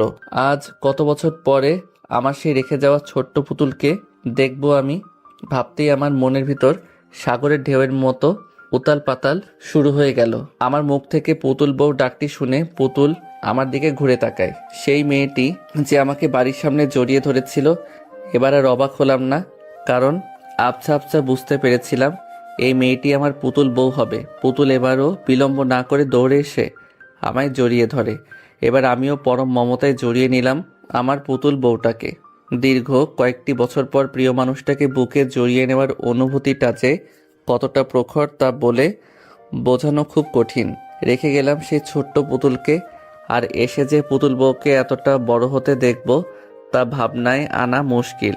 আজ আমার পুতুল বউটা কতটা বড় হয়ে গেছে। হঠাৎ পুতুল নিজেকে আমার থেকে ছাড়িয়ে নিয়ে দুহাত দূরে গিয়ে দাঁড়িয়ে কোমরে হাত রাখলো।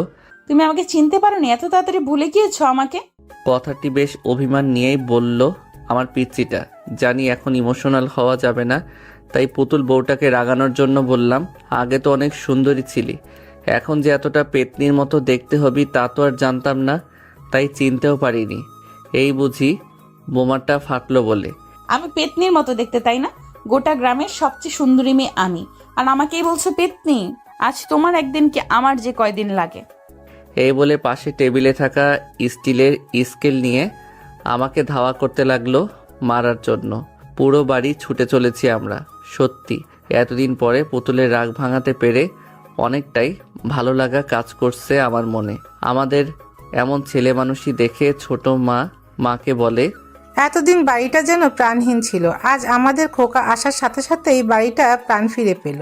ছোট মার কথা শুনে মা একটা তৃপ্তির হাসি দিয়ে বলল, ঠিক বলেছিস ছোট, একমাত্র ছেলে মেয়ে দুটোই আমাদের বাড়ির প্রাণ।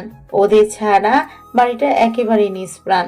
ছেলেটা হুট করে এসে আমাদের চমকে দিল, আর দুজন একসাথে হয়েই কেমন খুনসুটি ও দুষ্টুমিতে মেতে উঠলো। পিচ্চিটার দৌড়ানি খেয়ে আমি হাঁপিয়ে গেলাম, কিন্তু পিচ্চির হাঁপিয়ে যাওয়ার কোনো নামগন্ধ নেই মাত্র। একটা সময় না পেরে আমি সোফায় ধপ করে বসে পড়লাম। এই সুযোগে পুতুলও কয়েকটা বসিয়ে দিল আমার শরীরে। পুতুলের মান অভিমান ভাঙিয়ে নিজের ঘরে গেলাম ফ্রেশ হওয়ার জন্য। ঘরে গিয়েও অবাক হতে হলো আমাকে, কেননা যেমন পরিষ্কার ঘর রেখে গিয়েছিলাম ঠিক তেমনই আছে। কেউ হয়তো প্রতিনিয়ত ঘরে এসেছে এবং আমার এই ছোট্ট ঘরটিকে পরিষ্কার পরিচ্ছন্ন রেখেছে। এসব ভাবছিলাম, তখনই পিছন থেকে কেউ বলে ওঠে, আমি সব সময় তোমার ঘর পরিষ্কার রেখেছি, এই নাও তোয়ালে। তোয়ালেটা আমার হাতে ধরিয়ে দিয়ে আমাকে কিছু বলার সুযোগ না দিয়ে চলে গেল পুতুল। আমি ওর যাওয়ার পানে তাকিয়ে ভাবতে লাগলাম, আমার সেই ছোট্ট পুতুল আর সেই ছোট্টটি নেই, অনেক বড় হয়ে গিয়েছে সে। একটা সময় ছিল আমাদেরকেই তার কাজ করে দিতে হতো, আর এখন সে আমাদের কাজ করে দেয়। পৃথিবীটা যদি থমকে যেত তাহলে আমরা বুঝতেই পারতাম না জীবনের মজা। এসব ভাবনা বাদ দিয়ে বাথরুমে গিয়ে গোসল করে নিলাম, তারপর খেয়ে নিলাম। কিছুক্ষণ পর বাবা এবং ছোট চাচ্চু একসাথে বাড়িতে আসে, তাদের সাথে কুশল বিনিময় করলাম, তারপর আড্ডায় মেতে উঠলাম সবাই। হঠাৎ পুতুলের কথা মনে পড়ায় মাকে জিজ্ঞেস করলাম, মা পুতুলকে দেখছি না, পুতুল কোথায়? মা রান্নাঘরের দিকে ইশারা করে বলল, পুতুল রান্নাঘরে রান্না করে। আমি মায়ের কথা শুনে এবার আরো বেশি অবাক হয়ে গেলাম। কি আশ্চর্য, বাড়িতে আসার পর সবাই শুধু আমাকে অবাকই করে দিচ্ছে। পুতুল রাঁধতে পারে? কেন পারবে না? রান্না বান্না মেয়েদের জীবনের অনেক বড় এমন ভূমিকা পালন করে। পুতুল তোকে রেঁধে খাওয়াবে বলে অনেক কষ্টে রান্না করা শিখেছে, বিশ্বাস না হলে গিয়ে দেখ। যাক মা, আমার পথটা সোজা করে দিল পুতুলের কাছে যাওয়ার কথা বলে। না হলে হুট করে কিসের বাহানা দেখিয়ে পুতুলের কাছে যেতাম। তাই আর বিলম্ব না করে রান্নাঘরের দিকে অগ্রসর হলাম। গিয়ে আমি এক অপরূপাকে দেখতে পেলাম। ওড়না কাঁধে ঝুলিয়ে কোমরে বেঁধেছে পুতুল। পুতুলের মুখে একটু আটা লেগে আছে, দারুণ লাগছে দেখতে। পুতুল অতীতের তুলনায় বর্তমানে আরও বেশি সুন্দর হয়েছে। লম্বা কালো চুল, হরিণীর মতো টানা টানা চোখ, নাকটা হালকা উঁচু, চোখ দুটো বড় বড়, চুলগুলো হাঁটুর নিচে। পুতুলের চুল ছোটবেলা থেকেই বড়। আমার সামনে এ যেন এক মায়াবতী নারী দাঁড়িয়ে আছে। আমি পুতুলের ওই অপরূপ সৌন্দর্যের ভিতরে নিজেকে হারিয়ে ফেললাম। দরজায় হেলান দিয়ে মন ভরে পুতুলকে দেখতে ব্যস্ত হয়ে পড়লাম আমি। এদিকে কারো উপস্থিতি টের পেয়ে পুতুল দরজার দিকে তাকায়। আমাকে এভাবে দেখে কিছুটা নড়ে চড়ে উঠল।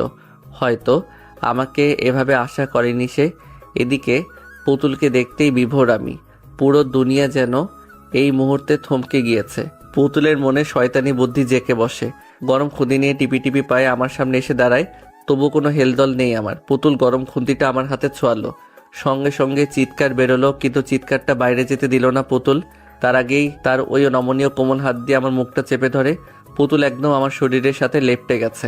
আমি পুতুলের তুলনায় একটু লম্বা হওয়ায় আমার মুখ চেপে ধরায় আমার একদম কাছে আসতে হয়েছে তাকে। আমি পুতুলের চোখের দিকে তাকিয়ে একদম বরফ হয়ে যাই। কি আছে এই চোখে, যার মায়ায় বারবার হারিয়ে ফেলছি নিজেকে। আমার গরম নিঃশ্বাস পুতুলের হাতে আছড়ে পড়ছে। এতে পুতুল শিউরে ওঠে। মনে হচ্ছে শরীরটা এলিয়ে দিল। পুতুল কেউ দেখে ফেলবে। পুতুল আমার মুখ থুবড়ে হাতটা সরিয়ে নেয়। দেখুক, তাতে আমার কি? আমি পুতুলের এমন মোহময় কথা শুনে বেকুব হয়ে গেলাম। কেউ দেখে ফেললে সমস্যা হবে। তুমি আমাকে চুপি চুপি দেখছিলে, তাতে কোনো সমস্যা নেই, আর আমি একটু এসেছি, তাতেই যত সমস্যা। এই বলে পুতুল আবার নিজের জায়গায় গিয়ে রান্না করতে থাকে। আমি ওর কাছে গিয়ে ভাবতে লাগলাম, পুতুল সত্যি আর ছোট নেই। ও বুঝতে পেরেছে কাছে আসার গুরুত্বটা। হঠাৎ খেয়াল করলাম পুতুলের হাতে কিসের যেন একটা দাগ। আমি পুতুলের হাতটা চেপে ধরে জিজ্ঞেস করলাম, পুতুল, তোর হাতে কি হয়েছে? পুতুল তার হাতটা ছাড়িয়ে নেওয়ার ব্যর্থ চেষ্টা করে বলল, তেমন কিছু না, এমনিতেই। এমনিতেই যে দাগ পড়ে না পুতুল, সত্যি করে বলো। পুতুল পিট করে তাকিয়ে আমতা আমতা করে বলল, তোমার জন্য রান্না শিখতে গিয়ে তেল হাতে পড়ে একটু পুড়েছিল। পুতুলের কথাটা যেন সোজা আমার বুকে গিয়ে বিঁধল। সেই ছোট্ট পুতুল আমার জন্য এতটা কষ্ট করেছে। আমি কিছু না বলে শুধু মায়াবী দৃষ্টিতে তাকিয়ে রইলাম পুতুলের দিকে। রাতে ডিনার শেষ করে পুতুলের রান্নার অনেক প্রশংসা করলাম। এতে পুতুল অনেকটাই খুশি হয়েছে। বউ বা প্রিয় মানুষগুলো যখন আপনার জন্য কষ্ট করে রান্না করে, তখন একটু বানিয়ে হলেও তার রান্নার প্রশংসা করুন। এতে সে অনেকটাই অনুপ্রেরণা পায় এবং আনন্দিত হয়। প্রিয় মানুষগুলো কিন্তু সামান্য একটু প্রশংসা পাওয়ার জন্যই রান্না করে। সকালে ঘুমিয়েছিলাম, হঠাৎ পেটে ভারী কিছু অনুভব করলাম। ঠোঁটেও কোনো কিছুর স্পর্শ পাচ্ছি। চোখ দুটো খুলে দেখি পুতুল আমার পেটে বসে আমার ঠোঁটে লিপস্টিক মাখিয়ে দিচ্ছে। আমি নড়তে গেলেই পুতুল বলে, খবরদার নড়াচড়া করবে না, তাহলে কিন্তু খুব খারাপ হয়ে যাবে, বলে দিলাম। আমিও চুপচাপ ওর পাগলামিগুলো দেখতে লাগলাম। পাগলিটা পারেও বটে, দুষ্টুমিটা জেনে ও রক্তে মাখা। প্রথমে আমার ঠোঁটে লিপস্টিক মাখিয়ে দিল, তারপর পুরো মুখে মেকআপ করে দিল, তারপর আমার মুখের সামনে ছোট একটা আয়না ধরলো। জঙ্গলি ভূত বানিয়ে দিয়েছে একেবারে। তারপর নিজেই দাঁতের এক অদ্ভুত ঘর্ষণ দিয়ে বলল, আমাকে পেতনি বলো, তাই না? এবার দেখো কেমন লাগে। আমি পুতুলের কথা শুনে মনে মনে হেসে দেই। পেতনিকে পেতনি বলবো না তো কি পরি বলবো? আমার কথা শুনে মনে হয় পুতুলের খারাপ লাগলো, তাই মুখটা কালো করে আমার উপর থেকে নামতে লাগলো। আমি ওর হাত দুটো ধরে আমার দিকে ঘুরিয়ে নিলাম। পালিয়ে যাচ্ছিস কোথায় পিচ্চিটা? পাহাড় সমান অভিমান মুখে জড়ো করে বলল, থাকতে হবে না কোনো পেতনির সাথে, আমি বুঝে গেছি। কি বুঝে গেছিস? শহরে গিয়ে নিশ্চয়ই কোনো শাকচুন্নির খপ্পরে পড়েছ, তাই আমাকে তোমার পেতনি মনে হয়। আমি পুতুলের গাল দুটো টিপে দিয়ে বললাম, তুই পেতনি না, একটি পরীর থেকেও বেশি সুন্দর। তুই মজাও বুঝিস না নাকি? আমার মনের ভাষা বুঝিস না? আমার কমপ্লিমেন্ট শুনে পুতুল মনে হয় একটু লজ্জা পেল। আমি কি তোমার বউ নাকি যে তোমার মনের ভাষা বুঝবো? আমি পুতুলের কথা শুনে হেসে দিলাম। এখন কি আমার পেটের উপর থেকে নামবি নাকি এভাবে পুরো দিন বসে থাকবি? এবার পুতুল আমার পেট থেকে নামলো। আমি ব্রাশে টুথপেস্ট নিয়ে দাঁত মাজতে মাজতে পুতুলের দিকে তাকিয়ে দেখি ঠোঁটে হাত দিয়ে গভীর মগ্ন হয়ে কি যেন ভাবছে।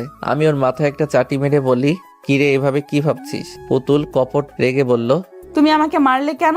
মেরেছি, বেশ করেছি। যেভাবে মুখে হাত দিয়ে চিন্তা করছিস মনে হয় কোনো তুলকালাম হয়ে গেছে। এই বলে আমি বাথরুমে গিয়ে মুখ খেয়ে ধৌত করতে লাগলাম। পুতুল হুট করে এসে প্রশ্ন করে, আচ্ছা, তুমি শহরে গিয়ে কোনো মেয়ের সাথে ইটিস পিটিস করনি তো? আমি ভ্রু কুচকে তাকালাম পুতুলের দিকে। আমি উল্টো প্রশ্ন ছুড়লাম, ইটিস পিটিস মানে? প্রেম টেম করনি তো? আমি হাসবো নাকি কাঁদবো বুঝতে পারছি না। প্রেম কি ইটিস পিটিস বলছে মেয়েটা? কি হলো, বলছো না কেন? আরে বাবা না, প্রেম করিনি। সত্যি বলছো তো? এখানে মিথ্যার কি আছে? লেখাপড়া নিয়েই তো ব্যস্ত ছিলাম, প্রেম করার সময় পেলাম কখন? আর যার তার সাথে কি প্রেম করা যায়? আর আমাকেই বা কোন মেয়ে পাত্তা দেবে বল? তোমার মতো বান্দরকে কেউ পাত্তা দিবেও না। এই বলে পুতুল ভেঙচি কেটে দৌড়ে পালিয়ে গেল। ছোটবেলাতে যেমন ইসরে পাকা ছিল এখনো তেমনটি আছে, তবে ওর এই পাগলামিগুলোই আমাদের সুখের সন্ধান মিলিয়ে দেয়। আজ আবারও বাড়ি ছাড়তে হচ্ছে চাকরির সুবাদে। পরিবার স্বজন পুতুলকে ছেড়ে আবারও অজানা ঠিকানায় পাড়ি জমালাম আমি। বেশ ভালোই কাটছিল দিনগুলো। দেখতে দেখতে সপ্তাহ, মাস, বছর কেটে গেল। একদিন অফিসে বসে কাজ করছিলাম, হঠাৎ মুঠো ফোনটি বেজে ওঠে। হাতে নিয়ে দেখি বাবার নাম্বার। বেশ খুশি মনেই রিসিভ করে কানে ধরলাম। হ্যাঁ বাবা, কেমন আছো? আর বাড়ির সবাই কেমন আছে? আমরা সবাই ভালো আছি। তুই কেমন আছিস বাবা? এই তো ভালো। তোকে একটা জরুরি কথা বলবো বলে কল করা। হ্যাঁ বলো। আমরা পুতুলের বিয়ে ঠিক করেছি। বাবার এই ছোট্ট বাক্যটি শুনে আমার যেন পুরো পৃথিবী কেঁপে উঠল। আমি নিজের কানকে বিশ্বাস করতে পারছি না পুতুলের বিয়ে ঠিক করেছে। আমার কাছে ঘটে যাওয়া গত মুহূর্তটা অবিশ্বাস্য মনে হচ্ছে, তবুও নিজেকে ঠিক রেখে বললাম, এত তাড়াতাড়ি বুড়িটার বিয়ে? হ্যাঁ, ভালো পাত্র পেয়েছি। ছেলে অনেক বড় সরকারি অফিসার। পুতুল অনেক সুখে থাকবে। আমি একটা দীর্ঘশ্বাস ছেড়ে বললাম, পুতুল জানে? না। আমি শুধু ঠিক আছে বলে রেখে দিলাম। আজ আমার পৃথিবীটা বড্ড অসহায় হয়ে পড়ল। আমার পুতুল বউটা অন্য কারো হবে বলে, যাকে নিয়ে ছোটবেলা থেকেই আমার এই ছোট্ট মনে স্বপ্ন বুনেছিলাম, আস্তে আস্তে আমার চোখ দুটো ঝাপসা হতে লাগলো। আমি ভারাক্রান্ত মন নিয়ে বাগানে বসে বুকে দুহাত গুজে আকাশপানে এক পলকে তাকিয়ে আছি। ভাবছি 2 দিনে আমার পুরো পৃথিবীটাই উল্টে গেল। এখন সে অন্য কারো হয়ে যাবে, এই কথাটি ভাবতেই বারবার বুকের ভেতরটা ছ্যাদ করে ওঠে। না পারছি নিজেকে সামাল দিতে, না পারছি নিজের অশান্ত মনকে শান্ত করতে, আর না পারছি পরিবারকে কিছু বলতে। কারণ আমি বা পুতুল ছোটবেলা থেকেই বাবার কথায় অনড় ছিলাম, কখনো বাবার কথার উপরে কথা বলিনি। এখনো সেই সাহসটা জোগাতে পারিনি পুতুলকে হারিয়ে ফেলবো। এই কথাটি ভাবলেই বুকের ভেতর দুমড়ে মুচড়ে একাকার হয়ে যায়। যার সাথে জীবনের পুরোটা সময় জুড়ে হেসে খেলে পার করলাম, সেই কিনা অন্যের ঘরের বউ হতে চলেছে। চোখের কোণে কখন পানি এসে বাসা বেঁধেছে টেরই পেলাম না। হঠাৎ পিছনে কারো উপস্থিতি টের পেলাম। আলতো করে চোখের পানি মুছে পিছনে তাকালাম। পুতুল দাঁড়িয়ে আছে। মুখ দেখে যতটা বুঝলাম তাতে মনে হলো পুতুলের মন আমার থেকেও বেশি খারাপ। আমি নিজেকে স্বাভাবিক রেখে বললাম, কি রে, কিছু বলবি? বলার জন্যই এসেছি। আজ অনেক কিছুই বলার আছে তোমাকে। তুমি সব সময় আমার কথা মজা ভেবে উড়িয়ে দাও, কিন্তু আজ আমি যা বলবো তা একদম মজা নয়। আজ পুতুলের কথার সুর পাল্টে গেছে। এতদিন তার বলা প্রতিটি কথায় দুষ্টুমি লুকিয়ে থাকতো, কিন্তু আজ মনে হচ্ছে পুতুল দুষ্টুমির মুডে নেই। আজ সত্যি সে সিরিয়াস। আমিও ভনিতা না করে বললাম, আচ্ছা বল, কি বলার আছে? আমার দুজনে বাগানে পাতানো দোলনায় বসলাম। পুতুল একবার আমার দিকে মায়াভরা চাহনিতে তাকিয়ে প্রকৃতিকে দেখায় মন দিল। তারপর মিষ্টি কণ্ঠে বুলি ছুটতে লাগলো, ভাইয়া, তোমার মনে আছে সেদিনের কথা, যেদিন তুমি পরন্ত বিকেলে নদীর ধারে বসে নদীর সৌন্দর্য দেখছিলে? পুতুলের কথা শুনে অনেকটাই অবাক হলাম। এত পুরনো কথাও পুতুলের মনে আছে? আমি কিছুটা আন্দাজ করতে পারলাম পুতুল ঠিক কি বলতে চাই। তবুও পুরো বিষয়টা পরিষ্কার হওয়ার জন্য বললাম, মনে আছে। সেদিন আমি তোমাকে বলেছিলাম, ভাইয়া তুমি আমাকে বিয়ে করবে, আমি তোমার সব কাজ করে দিব। সেদিন তুমি আমার কান টেনে বলেছিলে আমি যখন বড় হয়ে বিয়ের উপযুক্ত হব তখন তুমি আমাকে বউ বানাবে। আমি কথা কাটানোর জন্য বললাম, পাগলি, ওটা তো মজা করে বলেছিলাম। তোমার কাছে ব্যাপারটা মজার হলেও আমি কিন্তু একদম মজা করিনি। সেদিন তুমি বলেছিলে আমাকে বিয়ে করবে, আজ সত্যি তোমার বউ হতে চাই। আমি পারবো না অন্য কাউকে বিয়ে করতে। আমি তোমাকে অনেক ভালোবাসি ভাইয়া। আমি পুতুলের কথা শুনে ওর মুখের দিকে তাকালাম। চোখ দিয়ে নীরবে পানি পড়ছে। আমি কখনো ভাবতেও পারিনি পুতুল এত পুরনো কথা মনে রেখে সেই ভালোবাসার দাবি নিয়ে আবারও আমার সামনে এসে দাঁড়াবে। মানুষ জীবনে অনেক কিছু আশা করে না, কিন্তু সেই না চাওয়া জিনিসটাই জীবনে আসে। আবার অনেক কিছু চেয়ে হাজার চেষ্টা করেও পাওয়া যায় না। জীবন কি অদ্ভুত। তুই কি বলছিস এসব? এটা কখনো সম্ভব নয়। কেন সম্ভব নয়? তুমি আমাকে কখনো ভালোবাসোনি? কি উত্তর দেব এখন আমি? কথা বলার ভাষা যে হারিয়ে গেল। আমিও যে তোকে নিজের থেকেও বেশি ভালোবাসি, কিন্তু পরিবার আর সমাজের জন্য ভালোবাসাটাকে প্রকাশ করতে পারছি না। আমি নিশ্চুপ থাকায় পুতুল হয়তো ভেবে নিয়েছে আমি সত্যিই তাকে ভালোবাসি না, তাই আবার বলতে থাকে, তুমি যদি সত্যি আমাকে ভালো না বাসো তাহলে কেন এত কেয়ার করো আমার? কেউ আমাকে মারলে তুমি কেন এতটা রাগ করতে? আমি না খেলে তুমিও কেন খাওয়া বন্ধ রাখতে? আমার সামান্য একটু কষ্টে কেন তুমি এত কষ্ট পেতে? আমি না খেয়ে ঘুমালে তুমিও কেন না খেয়েই ঘুমাতে? উত্তর দাও। নাকি এগুলো সব মিথ্যে অভিনয়? আমাকে ভালো না বাসলে কেন সব সময় আমাকে সবার কাছে বেশি প্রাধান্য দিয়েছো তুমি? কেন দিনের পর দিন আমার এত অত্যাচার সহ্য করেছো? তুমি কি কখনোই আমাকে ভালোবাসোনি, নাকি আমি শুধু তোমার চাচাতো বোন? পুতুলের কথা ধারালো তীরের মতো আমার বুকে বিঁধতে লাগলো। এতটা প্রখর তার কথার বলি, সেই দিনের সেই পিচ্চিটা আমাকে এতটা ভালোবাসবে তা আমার ভাবনার বাইরে। আমি পুতুলকে সান্ত্বনা দেওয়ার জন্য বললাম, দেখো পুতুল, এখানে আমাদের ভালোবাসার কোনো মূল্য নেই, আর আমি তোকে ভালোবাসলেও এর কোনো ফায়দা নেই, কারণ আমাদের সম্পর্ক আমাদের পরিবার এবং সমাজ কেউই মানবে না। তুই এই বিয়েতে রাজি হয়ে যা, দেখবি অনেক সুখী হবি। আমার কথা শুনে পুতুল মিছে একটা হাসি দিল ঠোঁট বাঁকিয়ে। আমি বুঝলাম না আমি হাসির কি বললাম। যে মানুষটা অন্যায়ের বিরুদ্ধে সব সময় রুখে দাঁড়ায় আজ সেই বিড়াল হয়ে গেছে। আরে তুমি কোন সমাজের কথা বলছো, যেই সমাজ মানুষের কষ্টে প্রাণ খুলে হাসে? আমি তোমাকে ভালোবাসি, আর একটা মানুষ কখন কাউকে ভালোবাসে জানো? যখন সে কারো কাছে নিজের সুখ খুঁজে পায়, ঠিক তখনই তাকে ভালোবাসে। আমি তোমাকে ভালোবাসি, তাই তোমার কাছেই সুখে থাকবো। তুমি কেন বুঝতে পারছো না আমার ভালো থাকার চাবিকাঠিই যে তুমি? নাকি বুঝেও অবুঝের মতো ভান করছো? আর বাকি রইল সমাজের কথা। আচ্ছা, ধরে নিলাম আমি এই সরকারি অফিসারকে বিয়ে করেছি, কিন্তু আমি ভালোবাসি তোমাকে। পরিবারের চাপে তাকে বিয়ে করলেও আমার মন তো তোমাকে ঘিরেই থাকবে। আমি তো তার কাছে ভালো থাকবো না। আর যখন তোমাকে না পাওয়ার যন্ত্রণায় কোনো এক ঘরের কোণে বসে নীরবে চোখের পানি ফেলবো, তখন কি তোমার এই সমাজ আমাকে সান্ত্বনা দেওয়ার জন্য আমার পাশে এসে দাঁড়াবে? নাকি যখন স্বামীর হাতে নিপীড়িত হয়ে মৃত্যু যন্ত্রণায় ছটফট করব, তখন তোমার সমাজ আমাকে বাঁচাবে? পুতুলের কথা শুনে আমার মাথা ঝিমঝিম করতে লাগলো। কোনো কুল কিনারা না পেয়ে সজোরে একটা থাপ্পড় বসিয়ে দিলাম পুতুলের কোমল গালে। আমি পুতুলের সামান্য কষ্টের কথা চিন্তা করতে পারি না, আজ সে মৃত্যুর কথা বলছে। পুতুল আমার থাপ্পড় খেয়ে গালে হাত দিয়ে কাঁদতে লাগলো। তুমি যাই বলো না কেন, আমি তোমাকে ছাড়া বাঁচবো না। আর যদি অন্য কাউকে বিয়ে করতে হয়, তাহলে বিয়ের দিনই অনেক বড় দুর্ঘটনা ঘটাবো। এই বলে কাঁদতে কাঁদতে দৌড়ে চলে গেল। আমি ভাবতে লাগলাম কি করা যায়। কোনো কিছু না ভেবেই বাবার কাছে গেলাম। বাবা ঘরে বসে পেপার পড়ছে। আমি বাবার পাশে গিয়ে বসলাম। বাবা, তোমার সাথে কিছু কথা ছিল। হ্যাঁ বল, কি বলবি? বাবা, এই বিয়েটা কি বন্ধ করা যায় না? কি বলিস এইসব? তোর মাথা ঠিক আছে? হ্যাঁ বাবা, আমি বুঝে শুনেই বলছি। সরকারি অফিসার দেখে বিয়ে দিয়ে দিচ্ছ, একবার ভাবছো না পুতুল সেখানে সুখী হবে কিনা? একবারও দেখলে না ছেলেটা কেমন? ছেলেটা মস্ত বড় অফিসার, যেখানে টাকা আছে সেখানে সুখও আছে। কথাটা তুমি একদম ভুল বললে বাবা। আজকাল অর্থ মানুষকে সুখ দিতে পারে না, টাকা মানুষকে শান্তি দেয় কিন্তু স্বস্তি দেয় না। মস্ত বড় অফিসার বলেই যে ছেলেটা ভালো হবে এমনটা কিন্তু মোটেও নয়। আজকাল টাকাওয়ালা মানুষরাই বইয়ের উপর অত্যাচার করে বেশি। বাবা আমার কথায় কপট রেগে গেল, ভাবছে আমি তাকে জ্ঞান দিচ্ছি, কিন্তু বাবা এটা বুঝতে পারছে না যে সে নির্বোধের মতো কাজ করছে। তুই আমাকে মানুষ শেখাতে আসিস না। কোনটা ভালো আর কোনটা মন্দ তা আমি বুঝি। আমি তোর সাথে এই বিষয়ে আর কোনো কথা বলতে চাই না। আমি হতাশ হয়ে স্থান ত্যাগ করলাম। আর কি বা করতে পারি? বাবা তো আমাকে অপমান করলো বলা চলে। বাবা পুতুলের সুখের কথা ভেবে অন্ধ হয়ে গেছে। আজ পুতুলের বিয়ে, বধূ সেজে বসে আছে, আর বাকি সবাই বিয়ে বাড়িতে কাজে ব্যস্ত। কত মানুষের আনাগোনা, সবার মনে শান্তি আছে, কিন্তু দুটো মানুষের মনে শান্তির ছিটেফোঁটা নেই পর্যন্ত। আমার মনে যে কতটা ঝড় বয়ে যাচ্ছে সেটা আমার মন প্রাণ জানে।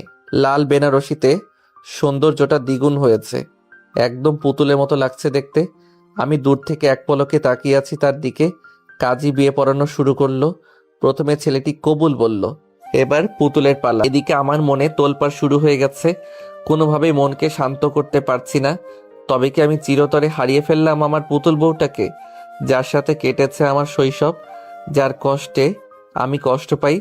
এখন আর কেউ আমাকে মারার জন্য আমার পিছু ছুটবে না, আর না কেউ মিষ্টি কণ্ঠে বলবে, ভাইয়া আমি তোমার বউ হতে চাই। কাজী যখনই পুতুলকে কবুল বলতে বলল, ঠিক তখনই পুতুল বিয়ের মঞ্চে লুটিয়ে পড়ে। এটা দেখে আমি বরফে পরিণত হই, কারণ পুতুল সেদিন আমাকে বলেছিল আমাকে না পেলেও ও কোনো দুর্ঘটনা ঘটাবে। পুতুল আত্মহত্যা। আমি ধপ করে বসে পড়লাম। পুতুল এটা কি করলো? সবাই পুতুলের অজ্ঞান হওয়া দেখে পাগল পাড়া। ছোট মা চিৎকার দিয়ে পুতুলের কাছে যায়। ইতিমধ্যেই পুতুলের মুখ দিয়ে ফেনা বের হতে শুরু করলো। এটা দেখে আমি যেন নিষ্প্রাণ হয়ে গেলাম। এই বুঝি আমার প্রাণ পাখিটা উড়ে গেল। বুকের ভেতর চিনচিন করে ব্যথা হতে লাগলো। তবে কি অচিরেই সব শেষ হয়ে গেল, নাকি অসমাপ্ত রয়ে গেল আমার ভালোবাসা? বিয়ে বাড়িতে কোণে বিষ খেয়েছে, ব্যাপারটা যেন অবিশ্বাস্য। বাবা মা, ছোট মা এবং চাচ্চু পাগলের মতো কাঁদতে শুরু করলো। এখন আমি নিজেকে সামলাবো নাকি বাকি সবাইকে? আর বরপক্ষ দাঁড়িয়ে দাঁড়িয়ে তামাশা দেখছে শুধু। আমি গুটি গুটি পায়ে পুতুলের পাশে গিয়ে দাঁড়ালাম। হঠাৎ বাবা খেয়াল করলো পুতুলের হাতে একটা কাগজ, সম্ভবত কোনো চিঠি হবে হয়তো। বাবা পুতুলের হাত থেকে চিঠিটা নিয়ে যেই না খুলতে যাবে, তখনই আমি পুতুলকে কোলে নিয়ে ছুটতে লাগলাম হাসপাতালের উদ্দেশ্যে। আমি থাকতে আমার পুতুল বউয়ের কিছু হতে পারে না। আমি বিশ্বাস করি আমার পুতুল বউ আমাকে ছেড়ে একা যেতে পারে না। আমার পিছু পিছু বাকি সবাই স্যুট লাগালো। কোনো রকমে একটা ট্যাক্সি নিয়ে হাসপাতালে গেলাম। পুতুলকে ওটিতে নেওয়া হলো। ডক্টর আর কয়েকটা নার্স ওটিতে গেল। কিছু সময় পরে ডক্টরের মাথা ঘুরতে লাগলো। এটা কেমন রোগী? ডক্টর কোনো কিছু বুঝতে না পেরে মাথা চুলকাতে শুরু করে। এটা দেখে নার্স জিজ্ঞেস করে, স্যার আপনি ঠিক আছেন তো? কোনো সমস্যা? ডক্টর এবার ঠোঁট চুলকাতে শুরু করে বলল, সমস্যা আমার মাথায় নাকি রোগীর পেটে সেটাই তো বুঝতে পারছি না। এটা রোগী নাকি অন্য কিছু? স্যার রোগীর পেটে তো অবশ্যই সমস্যা আছে, কারণ তার পেটে বিষ আছে। নার্সের কথা শুনে ডক্টর তার চোখের চশমাটা নাকের ডগায় নামিয়ে ভ্রু কুঁচকে বাঁকা চোখে নার্সের দিকে তাকিয়ে বলল, আরে কোথায় বিষ? কিসের বিষ? কেমন বিষ? ডক্টরের এমন প্রলাপ বাক্য শুনে নার্সের জ্ঞান হারাবার মতো অবস্থা। এটা লেখাপড়া করা ডক্টর নাকি হাতুড়ি থেরাপি দেওয়া ডক্টর? বেটার বুড়ো বয়সে ডাক্তারি ভুলে গেল নাকি? মনে মনে কথাগুলো ভাবলো নার্স। আরে স্যার রোগীর পেটে বিষ আর আপনি বিষ খুঁজে বেড়াচ্ছেন? আরে রোগীর পেটে কোনো বিষ টিষ নেই, সে তো দিব্যি শ্বাস নিচ্ছে। এবার নার্সের মনে ভয় ঢুকে গেল। রোগী ভূত টুত নয়তো? ভয়ের চোটে নার্সটা তোতলাতে শুরু করলো। স্যার? নার্সের মুখে শ্যাশা শব্দটি শুনে এবার ডক্টরের চোখ টেরা হয়ে গেল। ই শাসা শাসা করছো? স্যার তাহলে ওর মুখে কিসের ফেনা? টুথপেস্টের ফেনা। রোগীর তো কিছুই হয়নি। কিছু যখন হয়নি তাহলে আমরা রোগী রোগী করছি কেন? ডক্টর আর নার্স কথা বলছিল। হঠাৎ পিছন থেকে কেউ ডক্টরের হাত টেনে ধরে। এতে ডক্টরের প্যান্ট ঢিলে হয়ে গেল। অপরদিকে পুতুলকে ওটিতে নেওয়ার পরে বাবা পুতুলের হাতে থাকা চিঠিটা খুলে পড়তে লাগলো। পড়ার পরে ধপ করে বসে পড়ে চেয়ারে। এটা দেখে বাকি সবাই উত্তেজিত হয়ে বাবাকে সামলায়। চাচ্চু বাবাকে জিজ্ঞেস করে, কি লেখা আছে ওতে ভাইয়া? বাবা চিঠিটা চাচ্চুর হাতে দেয়। সেটা জোরে জোরে পড়তে শুরু করলো। প্রিয় বাবা এবং বড় বাবা, তোমরা আমাকে অনেক ভালোবাসো তা আমি জানি, এবং তোমরা সুখের কথা ভেবেই এই বিয়েটা দিচ্ছ। কিন্তু আমি এই বিয়েতে সুখী হতে পারবো না, কারণ আমি ছোটবেলা থেকেই একজনকে মনে প্রাণে ভালোবেসে এসেছি। সে আর কেউ নয়, মুগ্ধ ভাইয়া।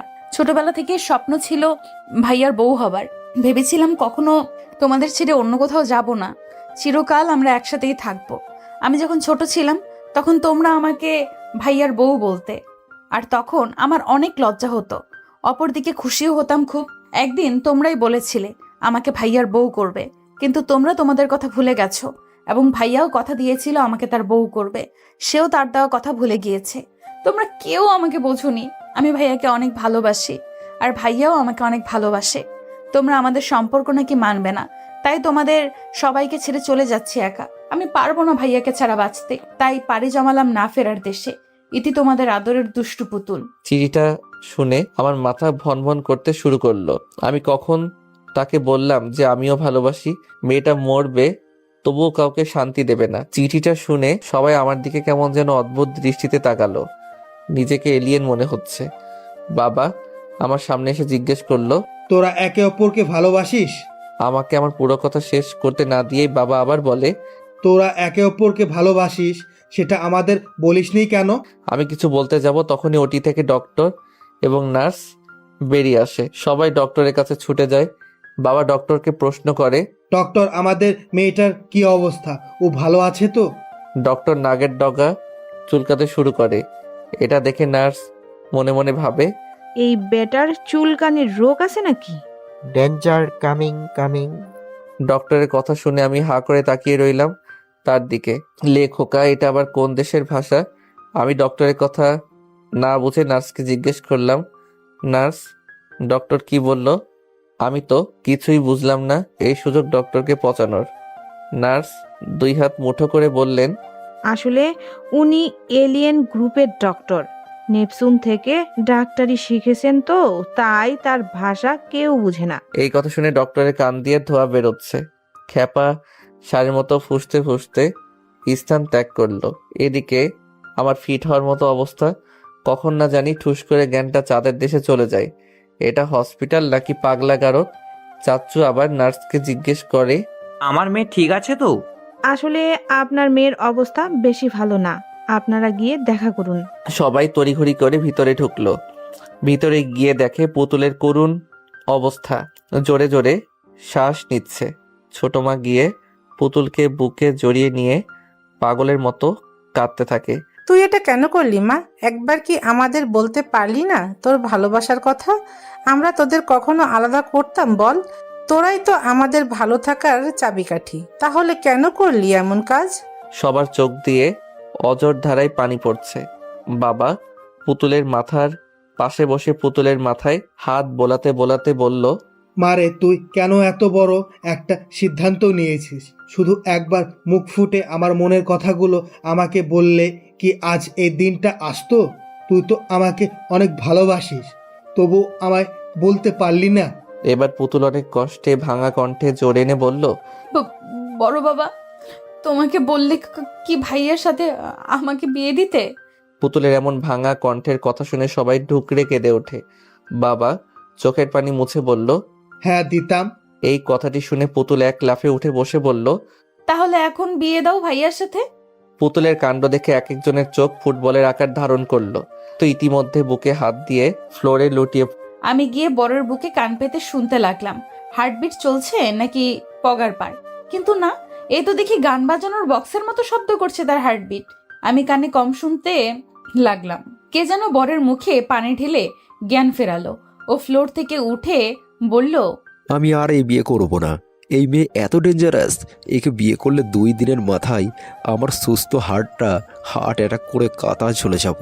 আমি নাই। এ বলে ছেলে হাওয়া হয়ে গেল। যা সালা, বর কোথায় ভ্যানিশ হয়ে গেল।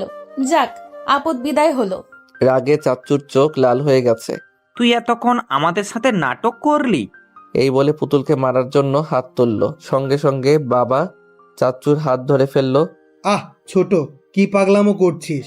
আমার বৌমাকে মারার কথা আর জীবনেও ভাববি না। বাবার কথা শুনে আমি টাসকি খেলাম। দাদার পোলা কয় কি? আর বৌমা শব্দটি শুনে পুতুল এতটাই লজ্জা পেল যে তার মুখ লাল টমেটোর মতো রঙে পরিণত হলো। বাবা আবারও বলতে লাগলো, দোষটা ছিল আমাদেরই। আমরাই বুঝতে পারিনি আমাদের ছেলে মেয়েদের ছোটবেলা থেকে এতটা মহব্বত তাদের দুজনার প্রতি। আর আমি তো ভাবতেই পারিনি আমার পুতুল মা এতটা বড় হয়েছে যে সে কাউকে ভালোবাসতে শিখেছে। আমি আজকেই তোদের বিয়ে দেব। বাসর ঘরে ঢুকে দেখি পুতুল জায়নামাজ বিছিয়ে বসে দুহাত তুলে দোয়া করছে। আমার দেরিতে আসাতে একাই নামাজ শেষ করলো। যাক, তবুও তো আমার পুতুল বউটা কেমন দিনী রূপে দেখে অন্তরাত্মা শীতল হয়ে গেল। অবশেষে পুতুলকে ছোটবেলা থেকে বউ ডাকা আজ সার্থক হলো। আমি আনমনা হয়ে পুতুলকে দেখাতে ব্যস্ত। এদিকে পুতুলের দোয়া শেষ হলে উঠে এসে দেখে আমি দরজার কাছে আনমনা হয়ে তাকিয়ে দেখছি।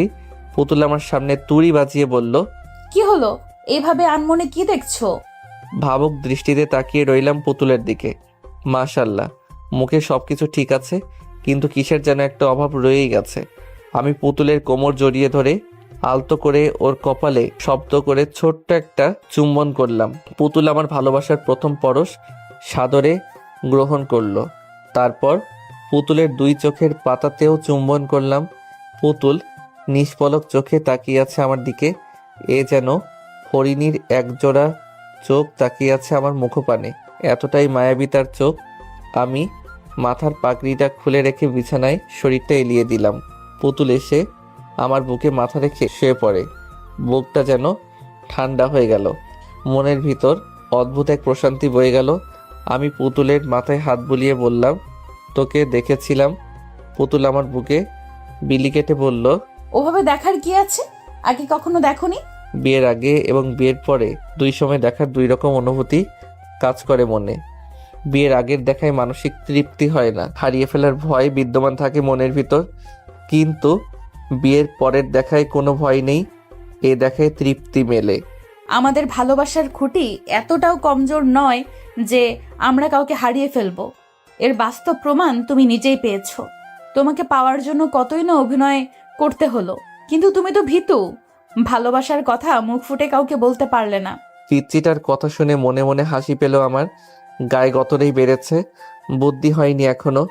আমি লম্বা একটা শ্বাস নিয়ে বললাম, ভালোবাসা এমন একটা জিনিস যার অনুভূতিগুলো খুব সহজে প্রকাশ করা যায় না। অনেকেই ভালোবাসার অনুভূতিগুলো খুব সহজে প্রকাশ করতে পারে, আবার অনেকেই তা পারে না। আবার কখনো কখনো মনের অপ্রকাশিত কথাগুলো প্রকাশ করার সময় এলেও বলা হয়ে ওঠে না। কারণ পরিস্থিতি কাজটাকে অসম্ভব করে দেয়। তুই নিজেই ভেবে দেখ, তুইও কিন্তু খুব সহজে ভালোবাসার কথাটা পরিবারের কাছে বলতে পারিসনি। আমি যদি অন্য কারো হয়ে যেতাম তাহলে? বড় কঠিন প্রশ্ন, কিন্তু উত্তর সোজা। আমার কাছে ভালোবাসা মানে একটা মুক্ত পাখি, যার রয়েছে একটা নিজস্ব ঠিকানা। পাখিটা সারাদিন উড়ে বেড়ায় তার মুক্ত আকাশে এবং শেষে ছুটে চলে তার আপন ঠিকানায়। তেমনি তুই যদি আমার কপালে থাকিস, তাহলে যতই ঝড় ঝাপটা আসুক না কেন, সব কিছুকে বুড়ো আঙ্গুল দেখিয়ে তুই আমারই হবি। তোর ভালোবাসা যদি সত্যি হয়ে থাকে তাহলে অন্য কারো গল্প তো কি স্পর্শ করতে পারবে না। আমি বিশ্বাস করি সত্যিকারের ভালোবাসা কখনো হারিয়ে যায় না। একদিন হয়তো ভালোবাসার কোনো বৈষম্য থাকবে না, কারণ সত্যিকারের ভালোবাসা কখনো হারিয়ে যায় না।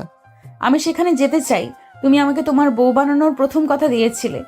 আমি কিছুটা অবাক হলাম পুতুলের কথা শুনে, কারণ জায়গাটা দূরে। এত রাতে সেখানে গেলে লোকে কি না কি বলে।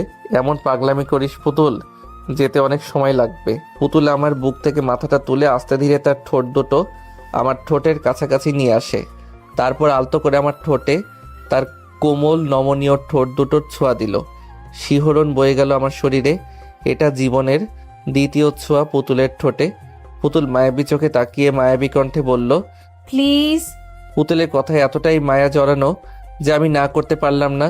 শুধু আমি কেন, পৃথিবীর যে কোনো পুরুষ মেয়েদের এমন মায়াবী মুখ দেখলে নিজের মনকে দমিয়ে রাখতে পারবে না। আচ্ছা ঠিক আছে চল, কিন্তু বেশি সময় থাকা যাবে না।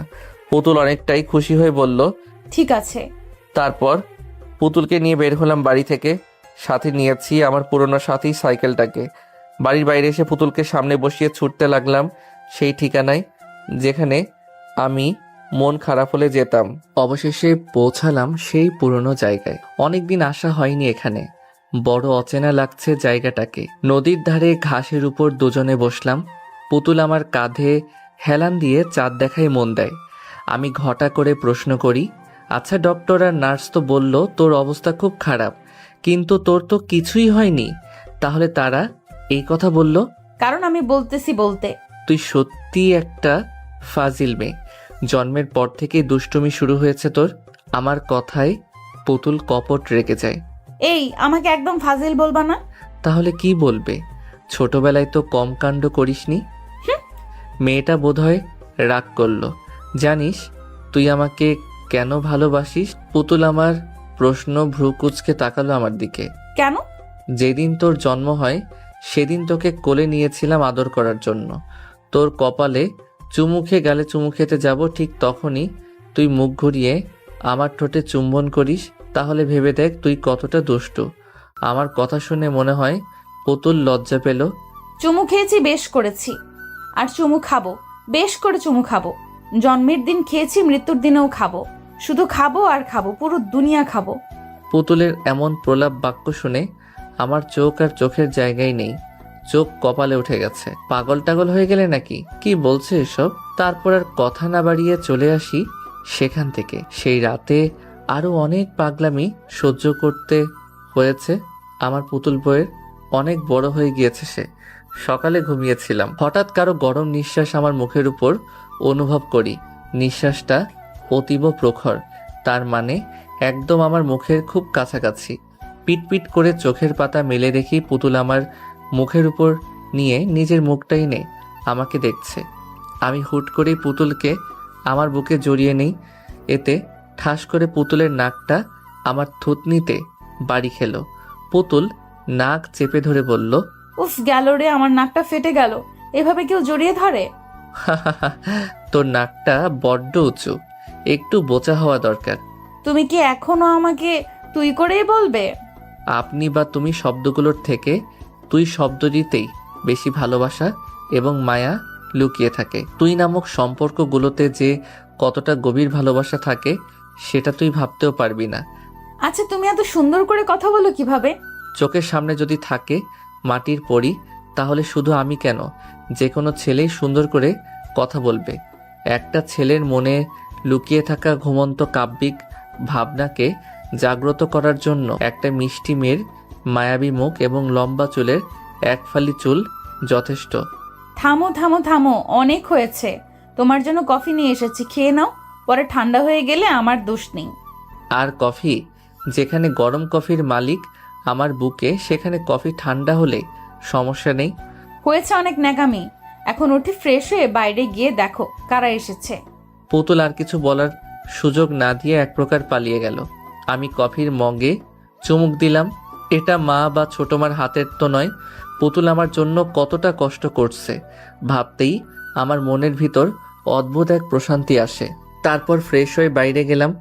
ড্রয়িং রুমে আমার বন্ধুরা এবং পুতুলেরও কিছু বন্ধু এসেছে। এগুলো সব আমার স্কুল কলেজের বন্ধু।